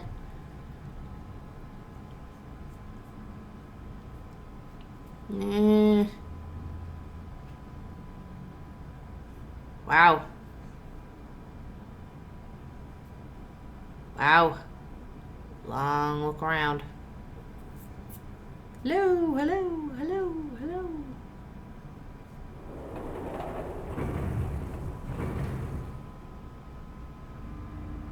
Where'd they go? With their two numbers, could they really go many places? Not two. They need a third. Sometime later, Junpei found himself at the chapel. He stepped inside, expecting to find nothing.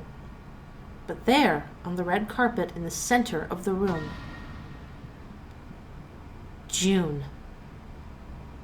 No code names didn't matter any longer. She was Kenny. Kenny! Junpei cried her name and ran. Like lightning, he ran across the room towards her. Oh, man. Kenny. He stumbled to a stop. What the... He looked down at her body, lying so still on the floor. He felt the icy grip of fear upon his heart.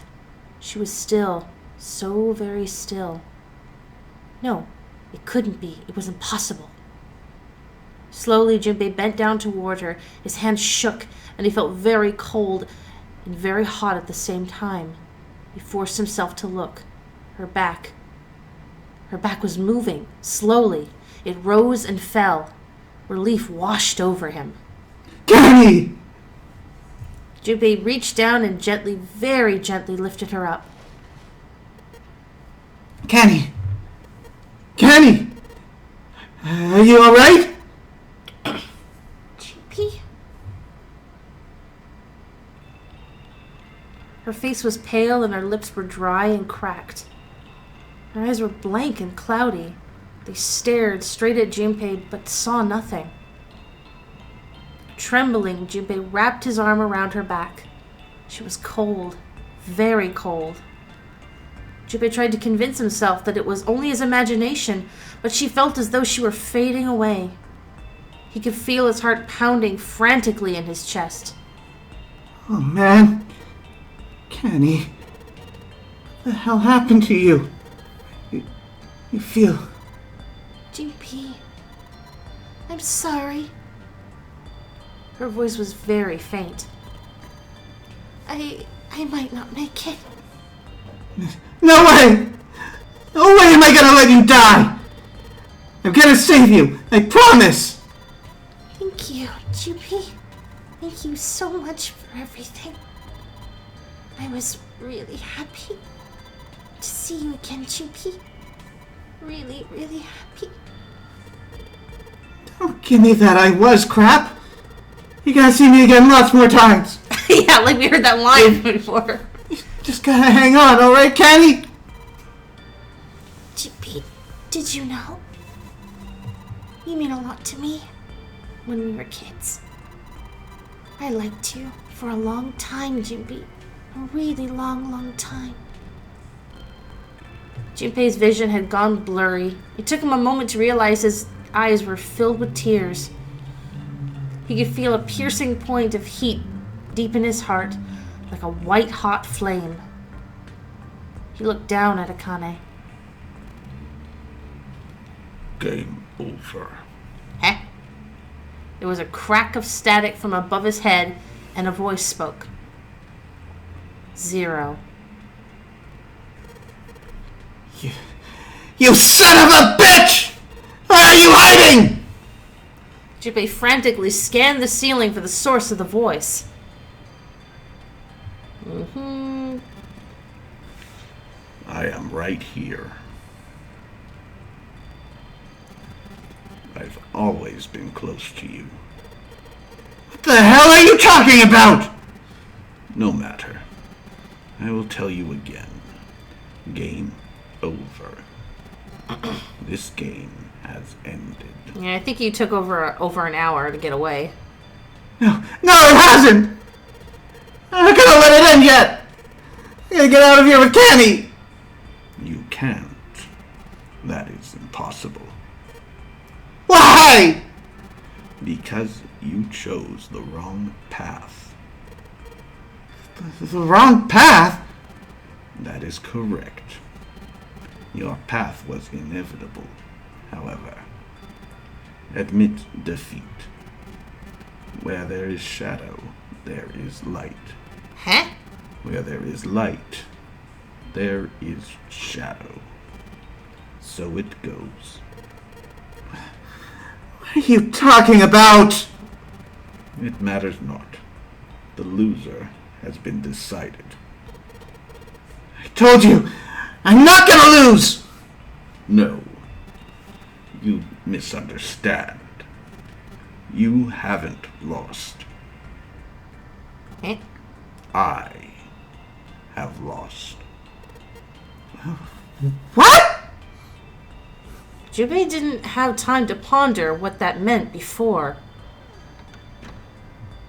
He heard the door slam shut behind him. He spun around. There was no one there. Was it Zero? Kenny, wait here. No. I'll be right back, I promise. It's a bad idea. She managed a single nod. Jubei laid her back down gently and leapt for the door.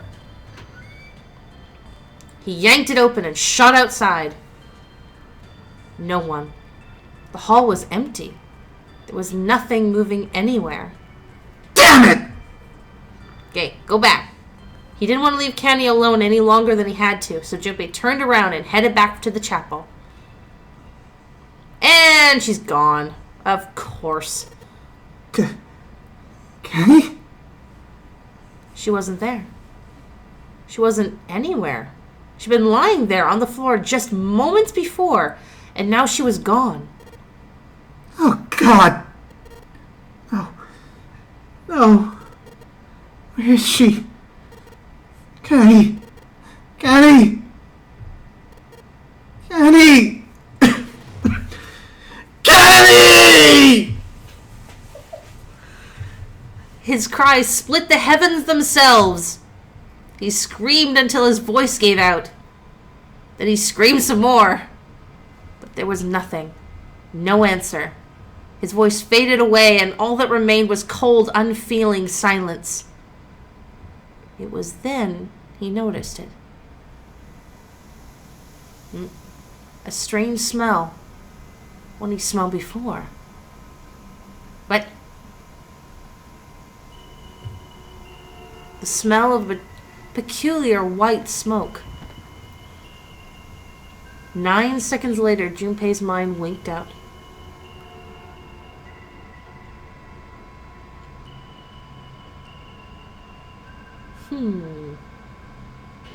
What? That's interesting.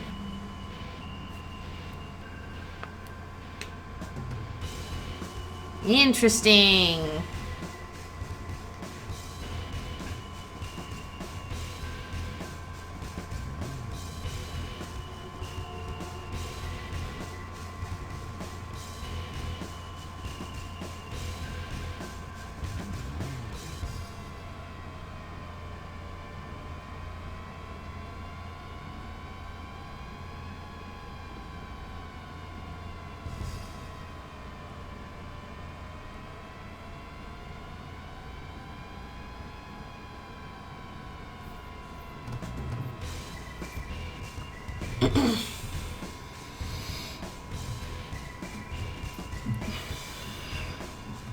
So how's that for an ending?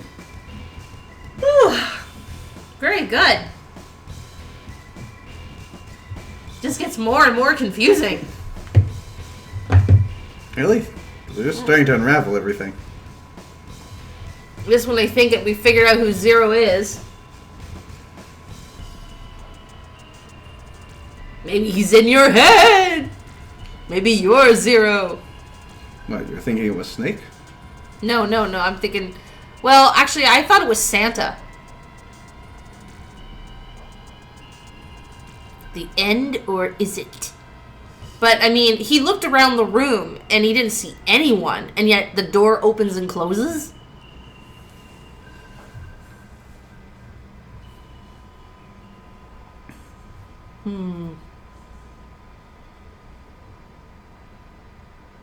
Seek a way out. Seek a door that carries a 9.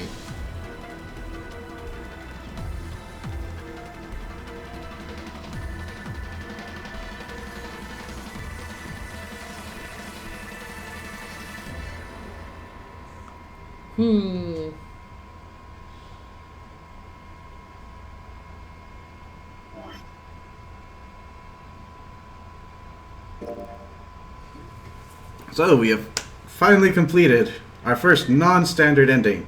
The safe ending. The safe ending? So, like... Oh, I see. So after the safe. Not like, oh, well, it's not a good ending, but it's a safe ending. No, like, literally The safe. the safe. Okay. So there's 2 more endings. Yep. Oh, boy. Oh, this next one is going to flip your understanding of everything that's happened so far on its head. Ooh. But first we have to get to that point. Okay.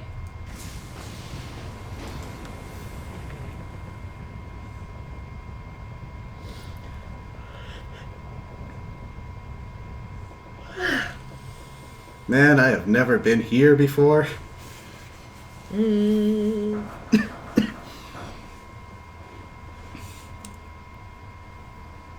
Nice bling. One of them new Rolexes. It looks more like one of those cheap rubber digital watches they can get at like a flea market. If we didn't know that it was made of metal. Mm-hmm.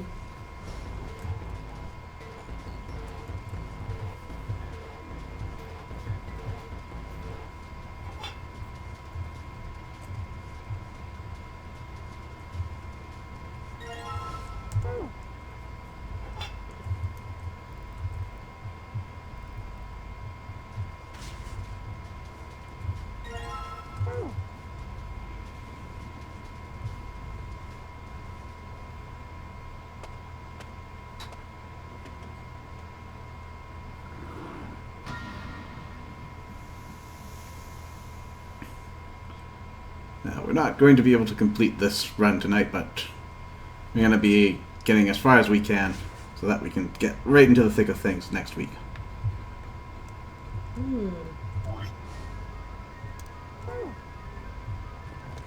So, do I remember it this time?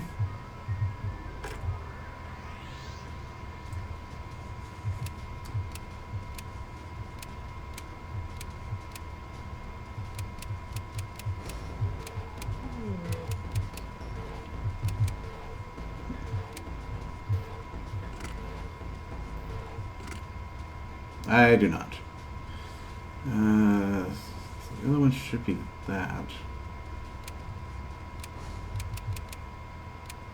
Oh wait, is it maybe?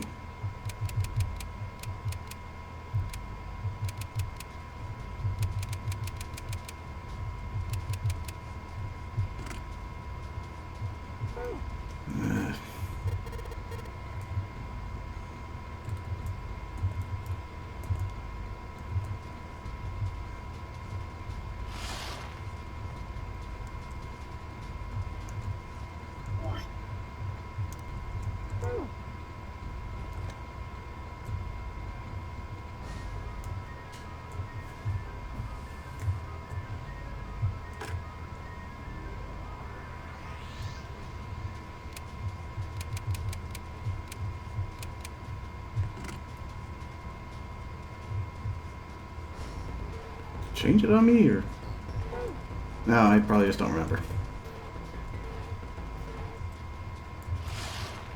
Fine, I'll get the hints.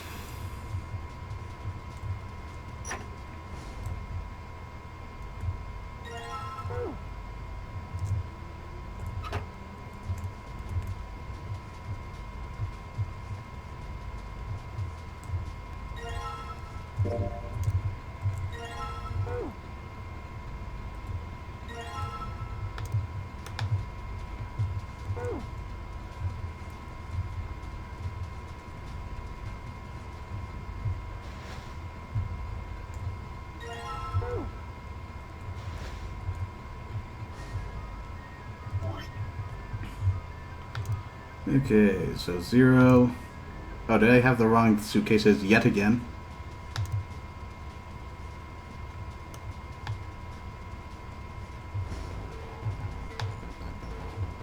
That would be my luck, wouldn't it?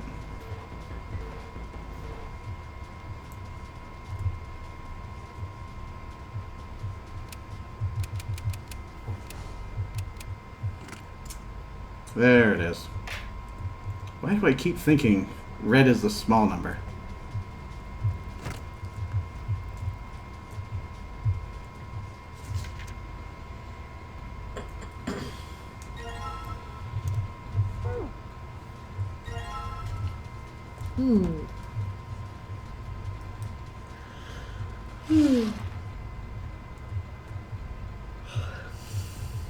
So I guess Snake's arm is like maybe like bendable silicone or something. I don't know.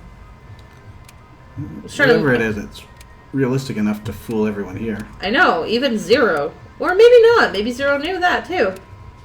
Well, he is Zero or not? I don't know. I don't care anymore.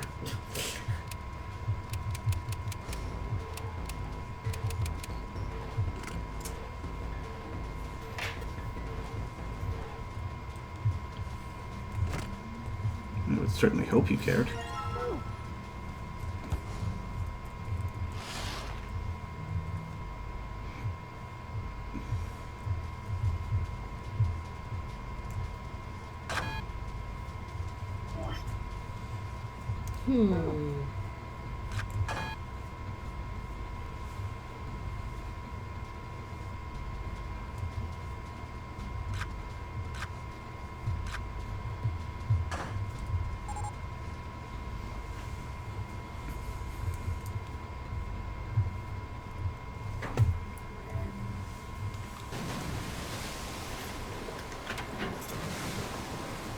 Poor Knife Man. Knife Man's just not getting a break.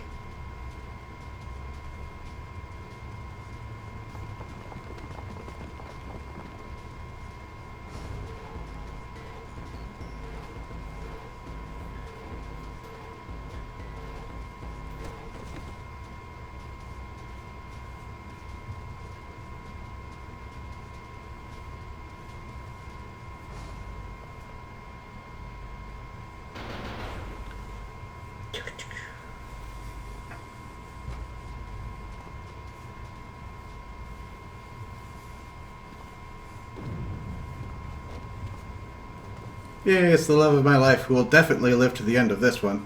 Totally.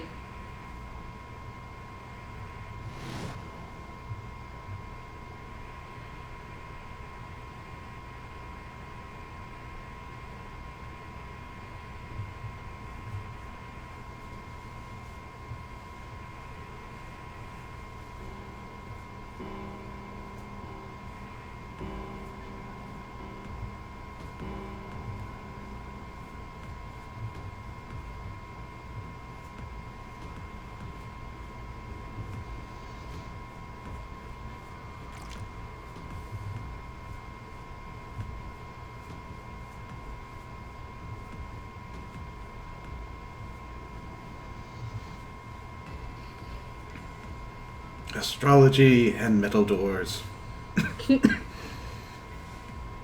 I'm back to my princely self, in my regular clothes. They go together like peanut butter and toothpaste.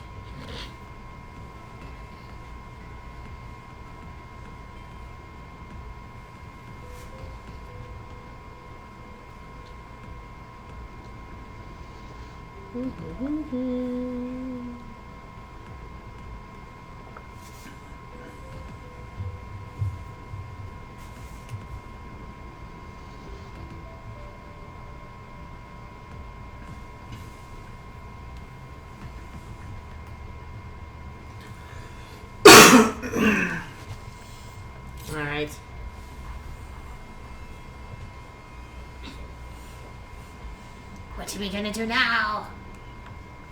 Poor Ninth Man doesn't even get a name while he's alive. Nope, not at all. Second. Bathroom.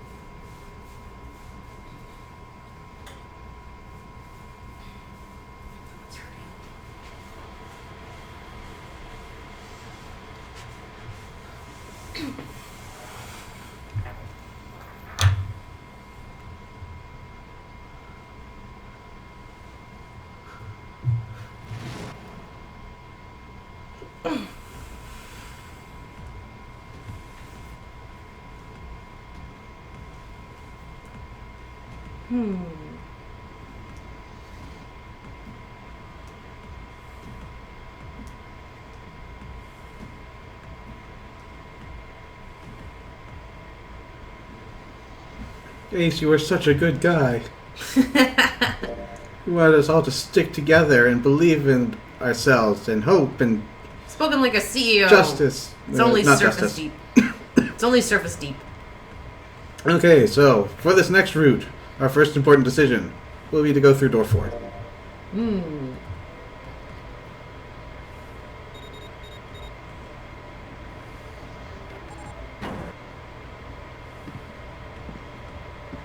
see all the nastiness.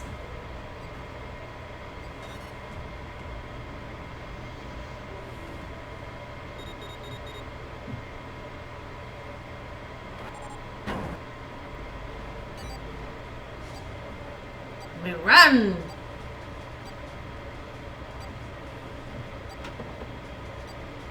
Yeah.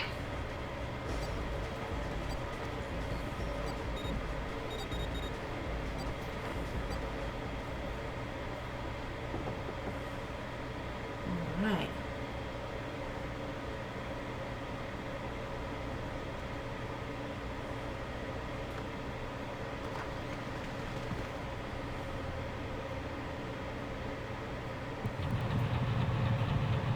Ah, yes, the one we had to go back. Have your seizures kicked in yet? Yeah.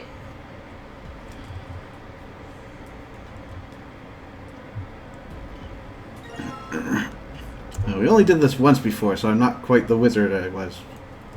The other ones. You know, like that first room.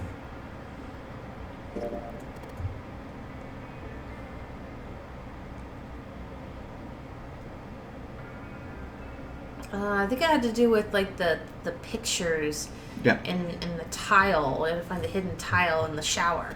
I remember that much. I wonder if we'll be able to cheat it. Because I think it was 5th down, 3rd from the right. Maybe.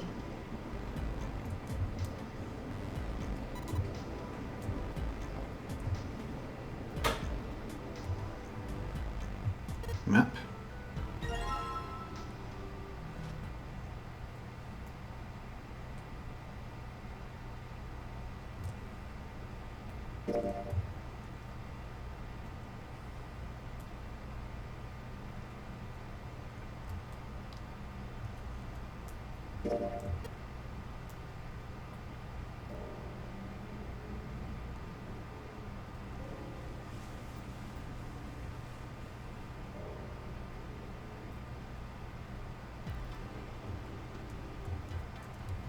Actually, did I check that?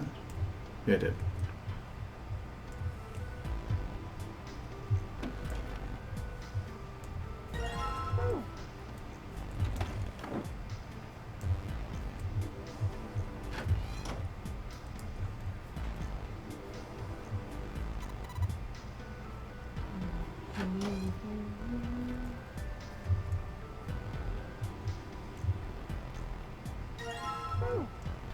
Wait, I want to combine that. I said combine it.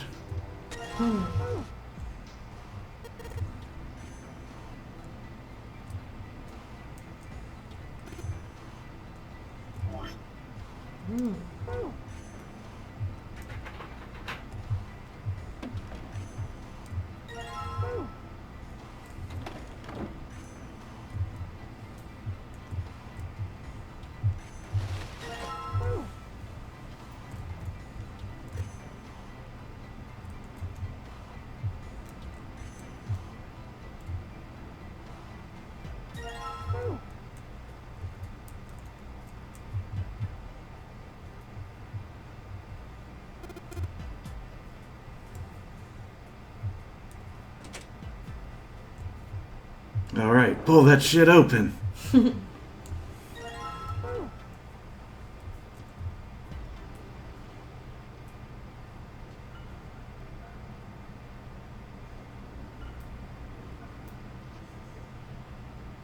Alright, so our next important decision.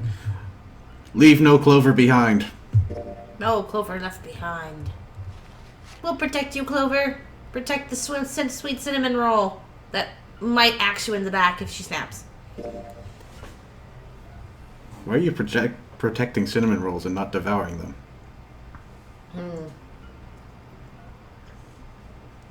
I think this metaphor has kind of gotten lost.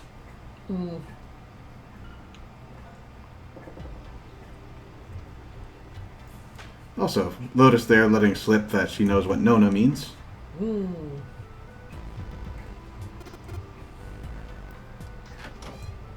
Okay, let's see if we can just sneak in here. Yeah! Sweet. Fuck you, Curtin. We don't need your help.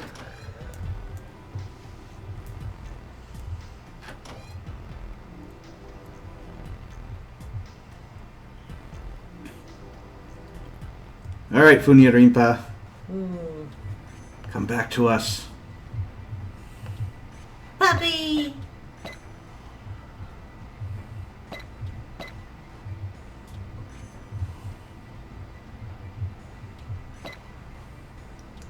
Let's see, which way does this go?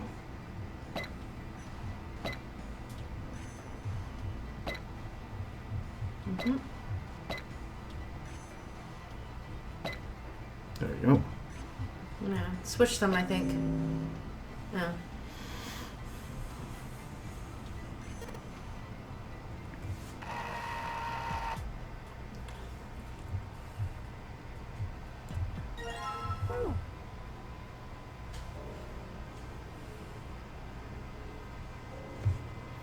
Blah blah blah. Morphogenetic field.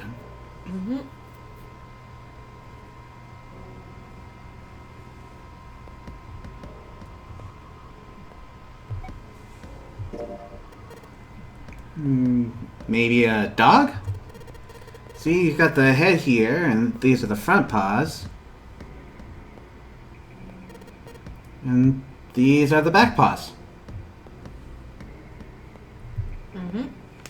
Junpei traced the black contours. Ta-da!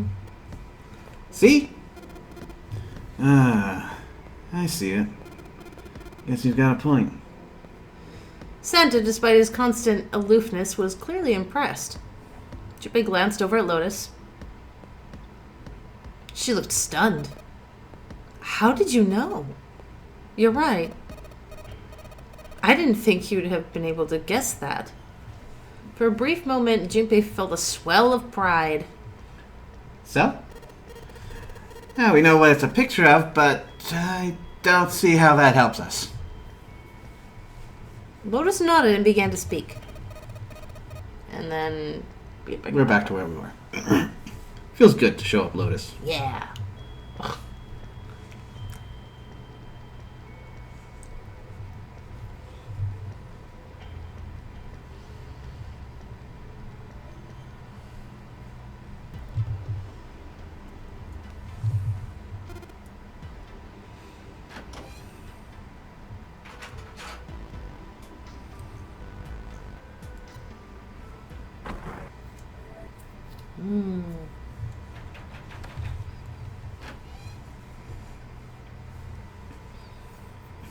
We gonna cook us some meat. And then he's going to ask Akane to repeat It's a gonna certain be thing. hard. He's going to ask her, please say it again. Again, Akane. Do it again. Louder. That's right. It says 9, 10 meat dish, soup A, seafood dish F. So 9, 10 AF.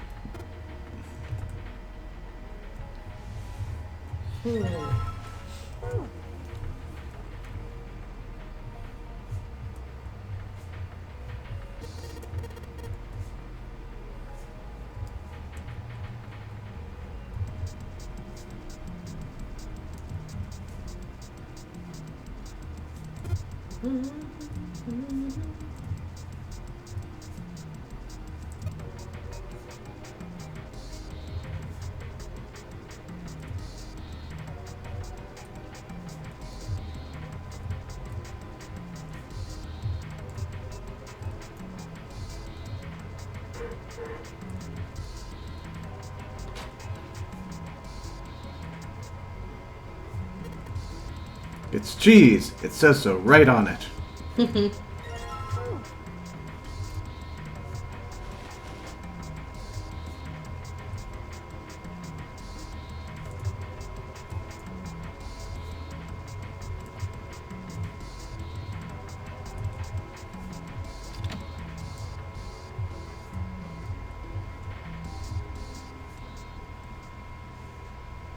Yay, knife. Yay.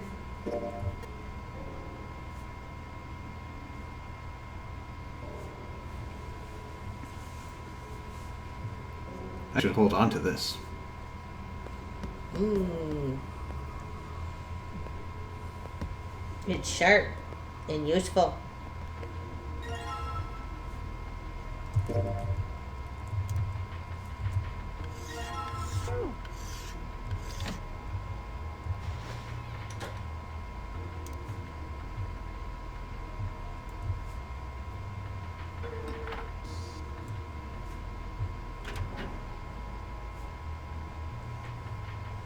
Yay, freezer.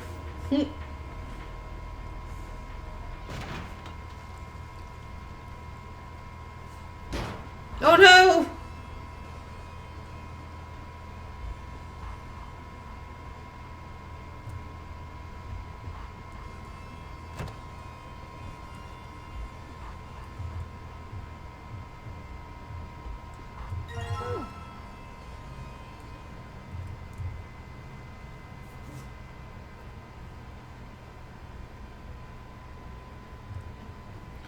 Alright, next important decision. We have to actually care about this conversation while we're slowly freezing to death.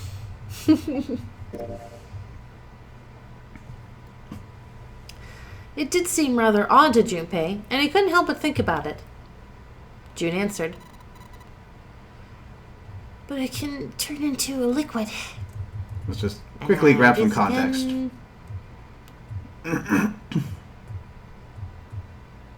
Lots of interesting science stuff. Carbon dioxide sublimation point.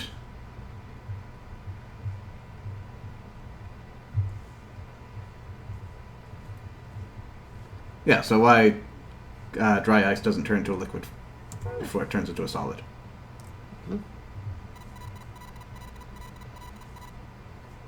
Carbon dioxide turns into a liquid if you put it under high enough pressure.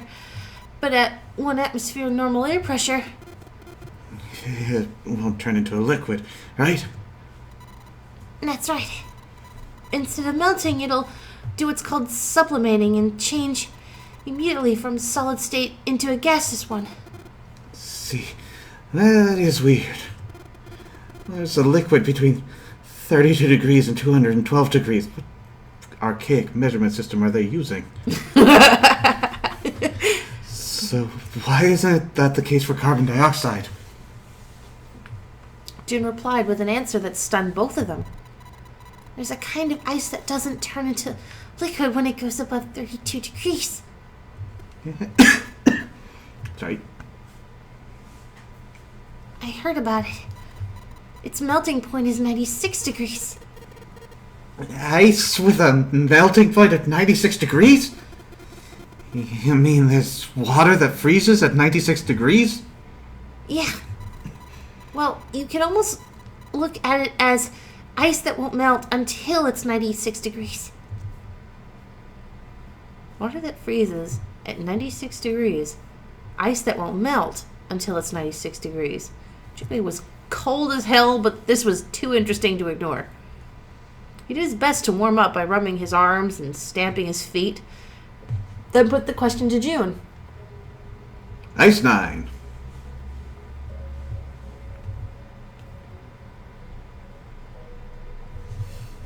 Honestly, Asher. It's so interesting. honestly impressed. It was, in fact, a pretty interesting story. Wow. That's pretty interesting. But, what does that have to do with Ice 9? To his surprise, it was Santa and not June who answered. Very quickly. Now we're back to Sorry. it. There's still more things I need from there. There's the meat, I think. Guess not that meat. That meat.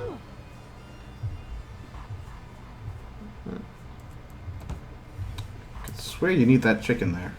I know, right? Not yet? Or not right now? It's really hard. It's frozen stiff. Hey, June. Can you say that again? Eh? Say it again. It's really hard. Again. It's really hard? Thanks. Something wrong with Junpei? Your face is bright red. Nothing. Whatever he needs to I'm do fine. to warm up. If it's that hard, you could probably use it as a hammer. Yeah, good point.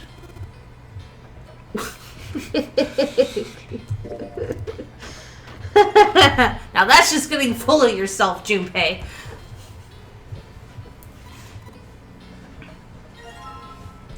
Okay, there's the pork.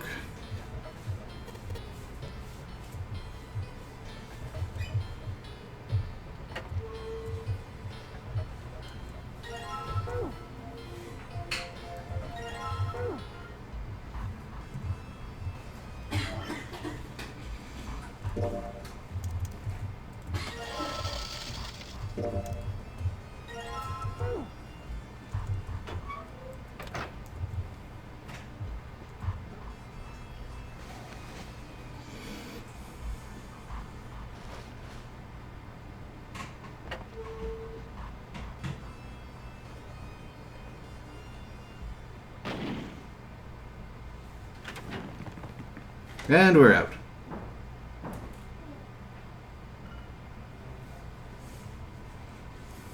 And those just don't give a fuck.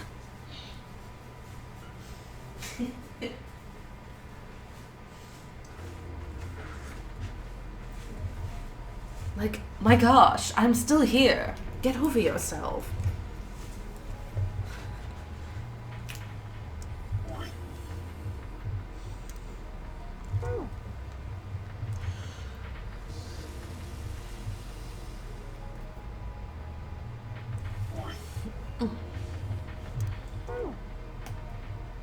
Oh, where are you going, mouse? C plus 10 plus F.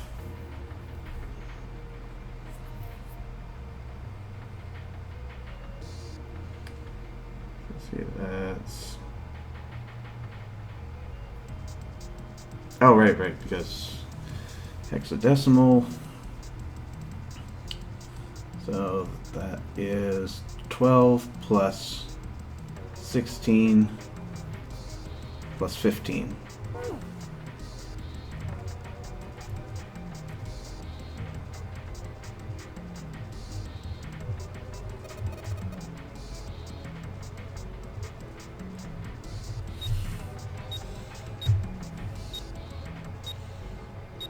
Oh, okay.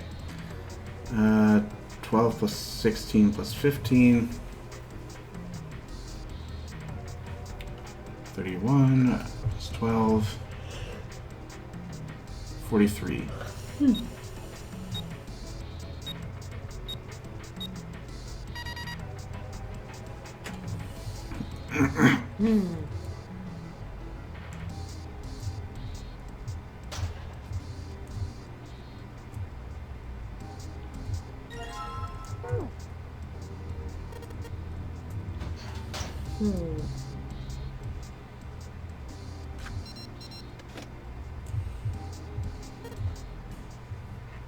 And we're out. Ta-da!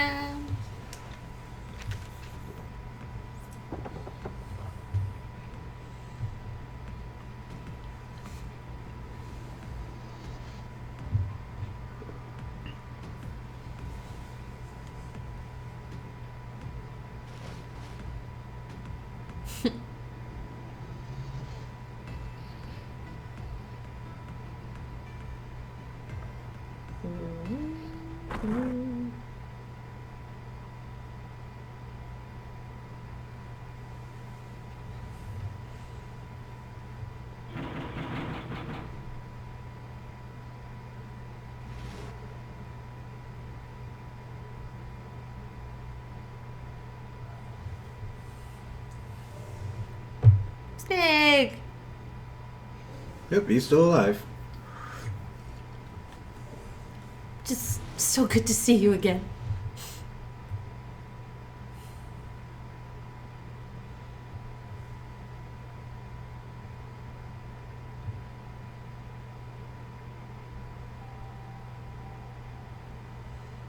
And we learned about the gigantic.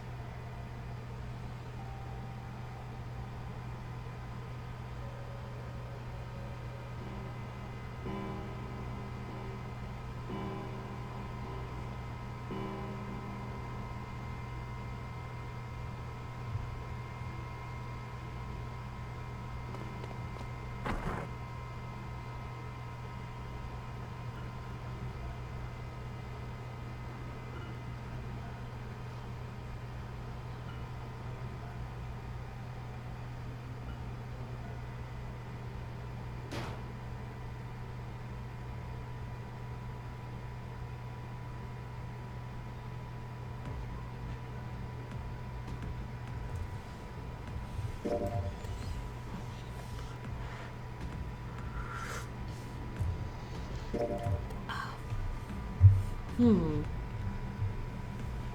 then the suggestion. Notice you should disturb her.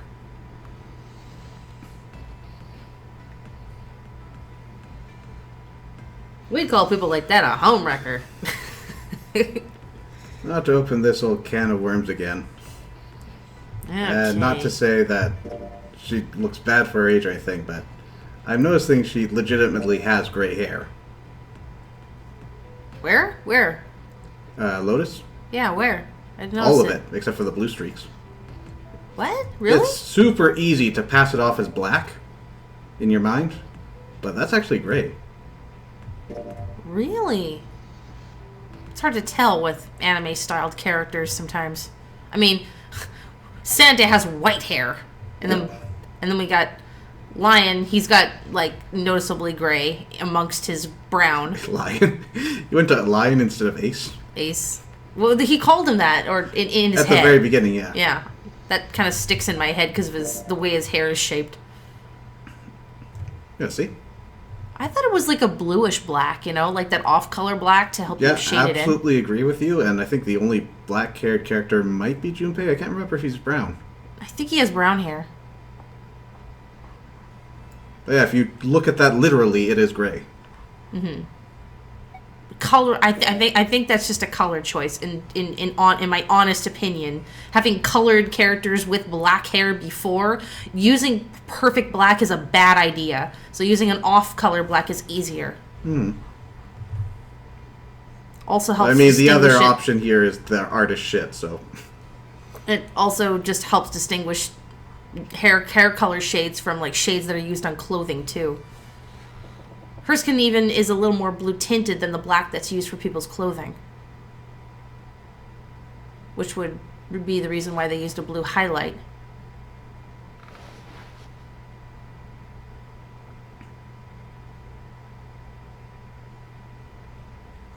You're a good man, Ace, and definitely not planning to kill us all. Absolutely not.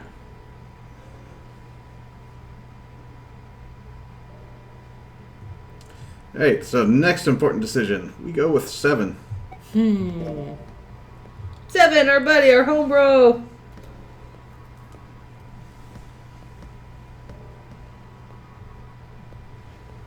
All right.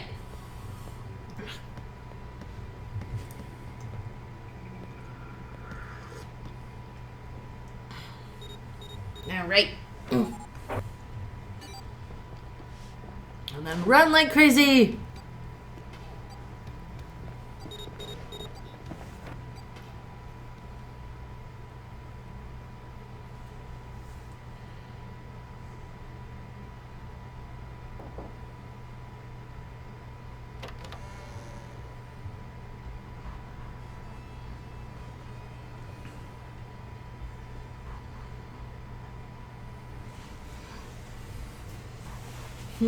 Alright, let's find pieces of wool, woman. It's your favorite mannequin, Clover.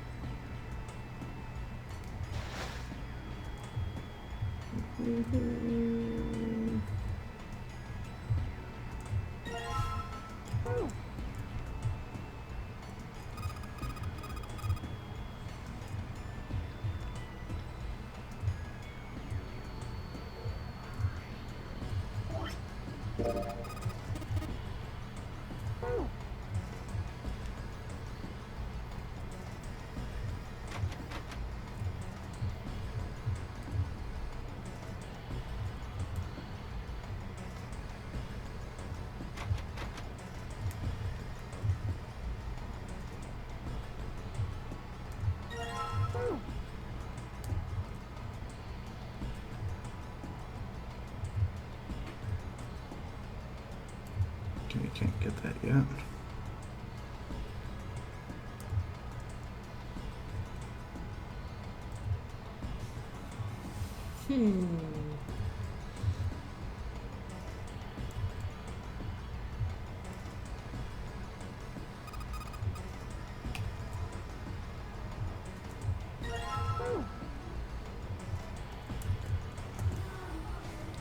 Surgery time. Aha.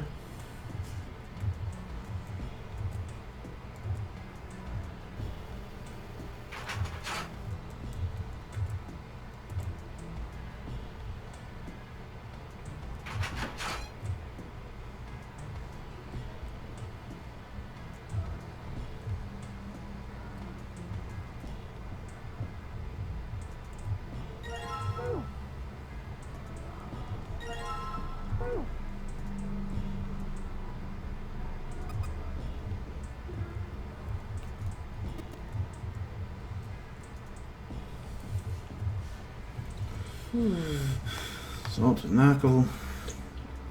Iron is 1. Ammonia is 4.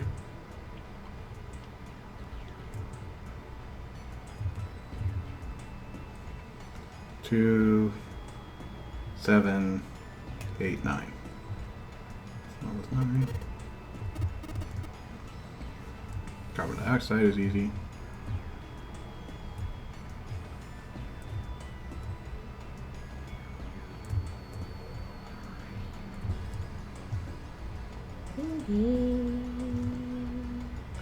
Sorry, I love this song. Carbon dioxide, ammonia, ethanol.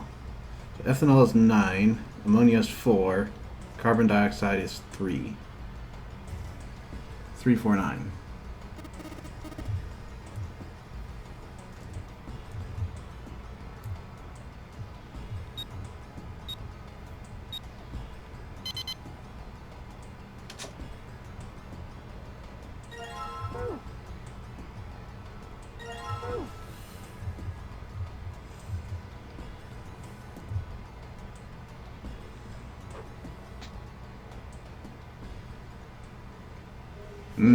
EDT.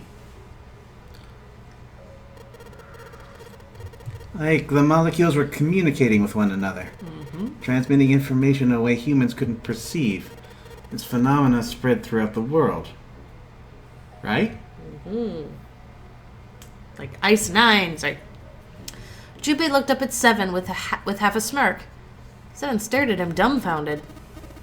Yeah, that's it exactly. But how did you know? I heard another story kind of like that one. When? In the freezer.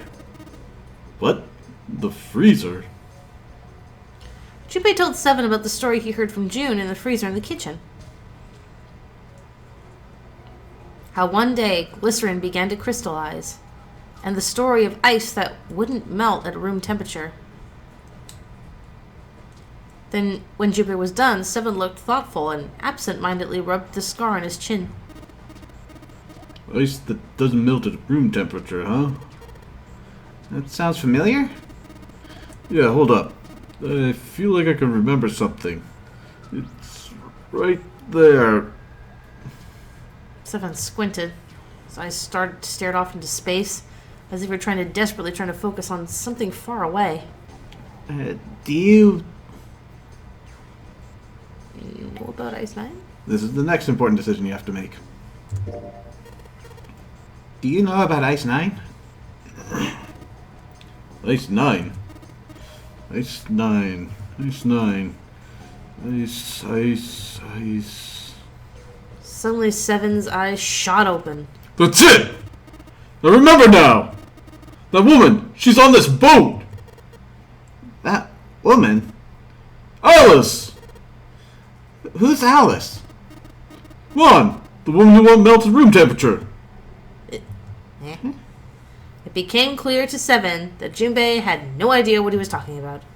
He ran his hand across his face and took a deep breath.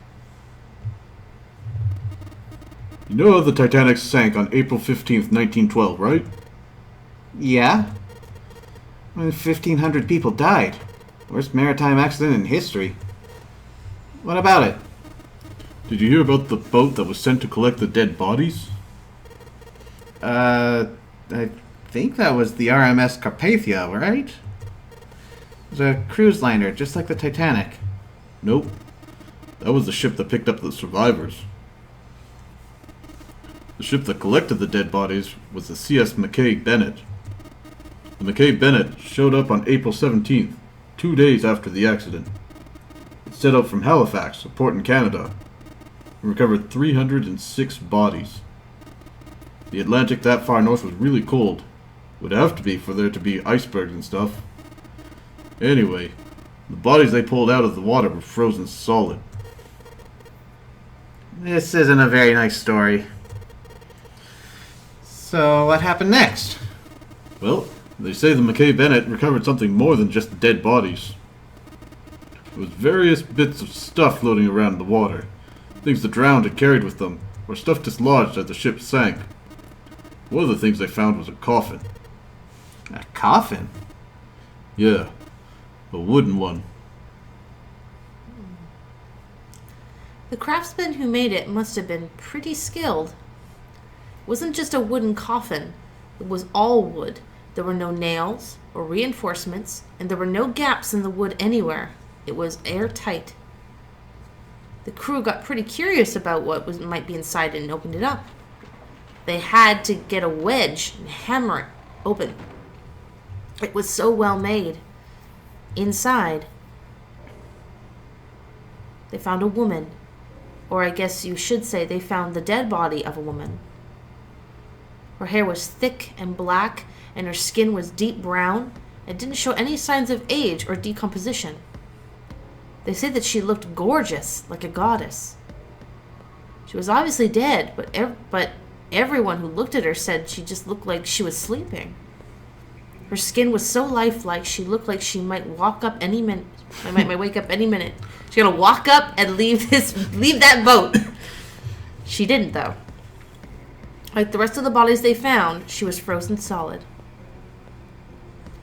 Eventually, the McKay Bennett finished the search and returned to Halifax. The 306 bodies were unloaded and taken ashore. However, it was warm enough that they began to melt. They say the stink was horrible. But there was one body that didn't thaw. The girl in the coffin. That's right. Everybody thought for sure that she'd melt and start to rot like the rest of them eventually, but weeks passed and nothing happened. Then a month had passed, and another, and it was summer, and she was still frozen solid. After a while, people started to say she was some sort of miracle. Rumors about the girl started to spread, and people came to visit Halifax from all over. After a while, people started to call her All Ice. Alice. Of course, those rumors didn't last long. Why?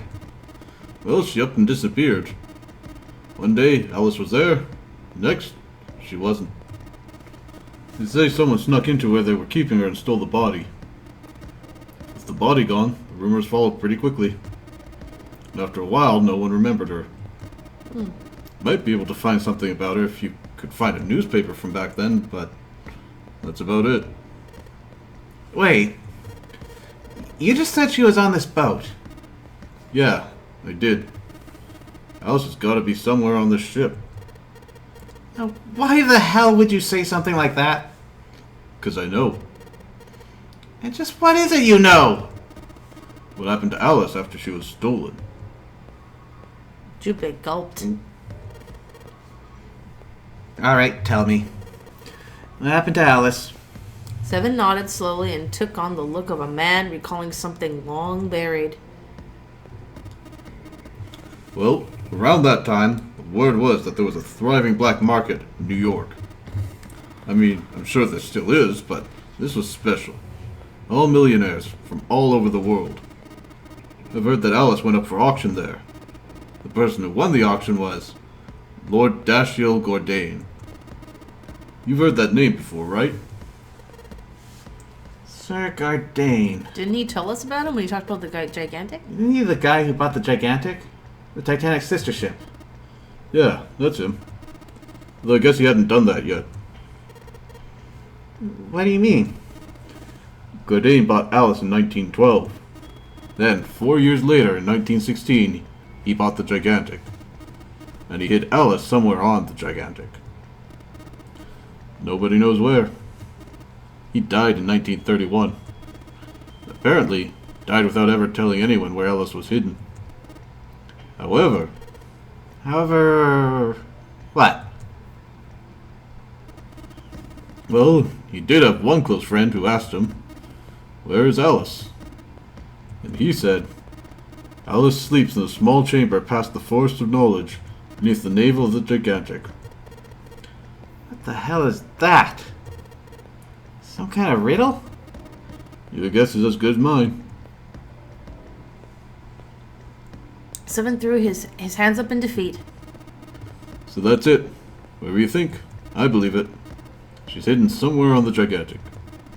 In other words, she's hidden somewhere on this ship. Before Junpei could dispute Seven's rather bizarre claim, they heard Clover's voice from the door. She did not sound pleased. Hey! What are you two doing over there? Stop wasting time and get over here. Okay, we're coming. Ugh. Seven looked at Junpei. Yeah, so, anyway, that's the story. Might be useful someday. Don't forget it. With that cryptic remark, he turned and left the room. Junpei was left behind to ponder what he just heard. Tried to remember what June had told him earlier.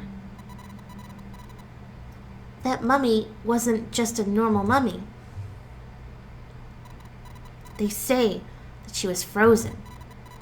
The story says that from that time of its discovery, all the way through to when it got put on the Titanic, and even though it was carried through the desert, her body never melted. Was that Egyptian priestess Alice? Had the water in her body become Ice 9? No, that's nuts. No way somebody like that could exist. Junpei shook his head, trying desperately to clear it, and followed Seven to the operating room where Clover was waiting.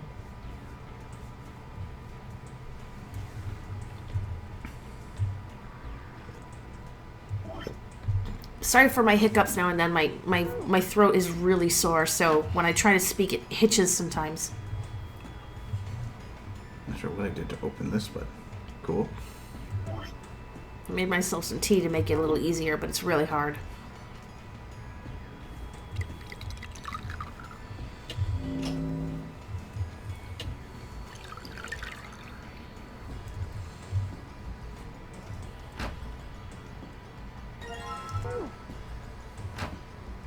This will help us get a leg up on this puzzle.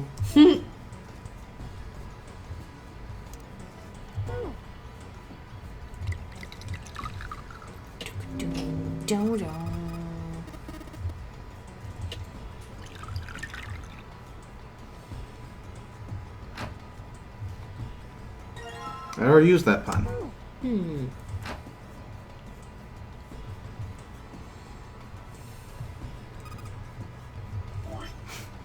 I found a beaker. Yay! After we've already been doing stuff to that beaker.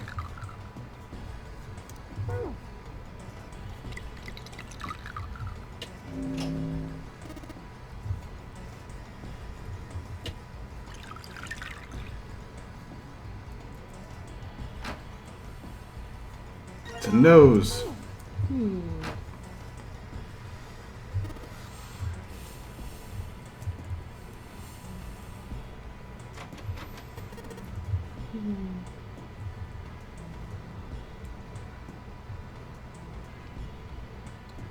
Oops.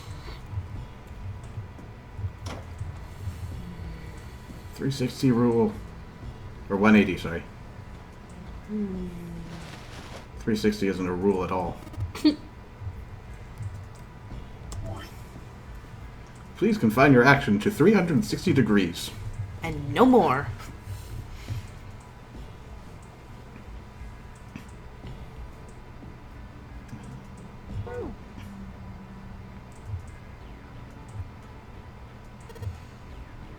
Okay, now he's letting us do it.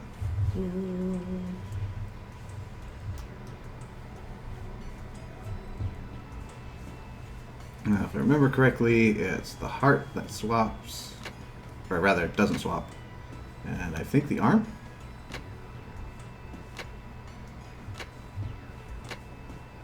No.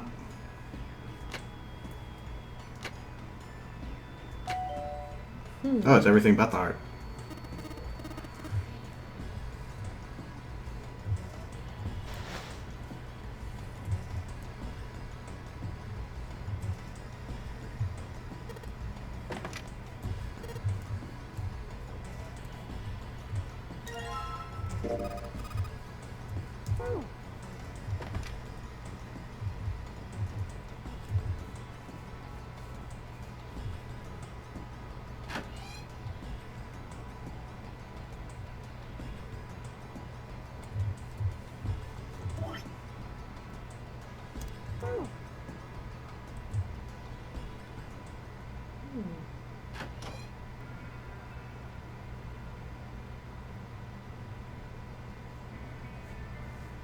Oh. Junpei, what do you want to do? Next important decision. Give her the 4-leaf clover. Oh, yeah. He didn't know why, but suddenly Junpei remembered something he'd been given earlier. He reached into his pocket and dug it out. 4-leaf clover. Wonder what's gonna happen with that.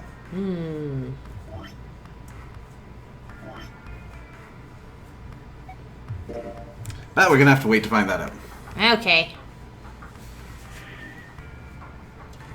Alright, so thank you everyone for coming out. Hope you've been enjoying it so far. Things are starting to get really good. Take care. Well, hold up. We'll be back next week. I'm sure I had something else to say, but then you prematurely said goodbye to everyone. Sorry. Well, until next time, take care. Mm-hmm.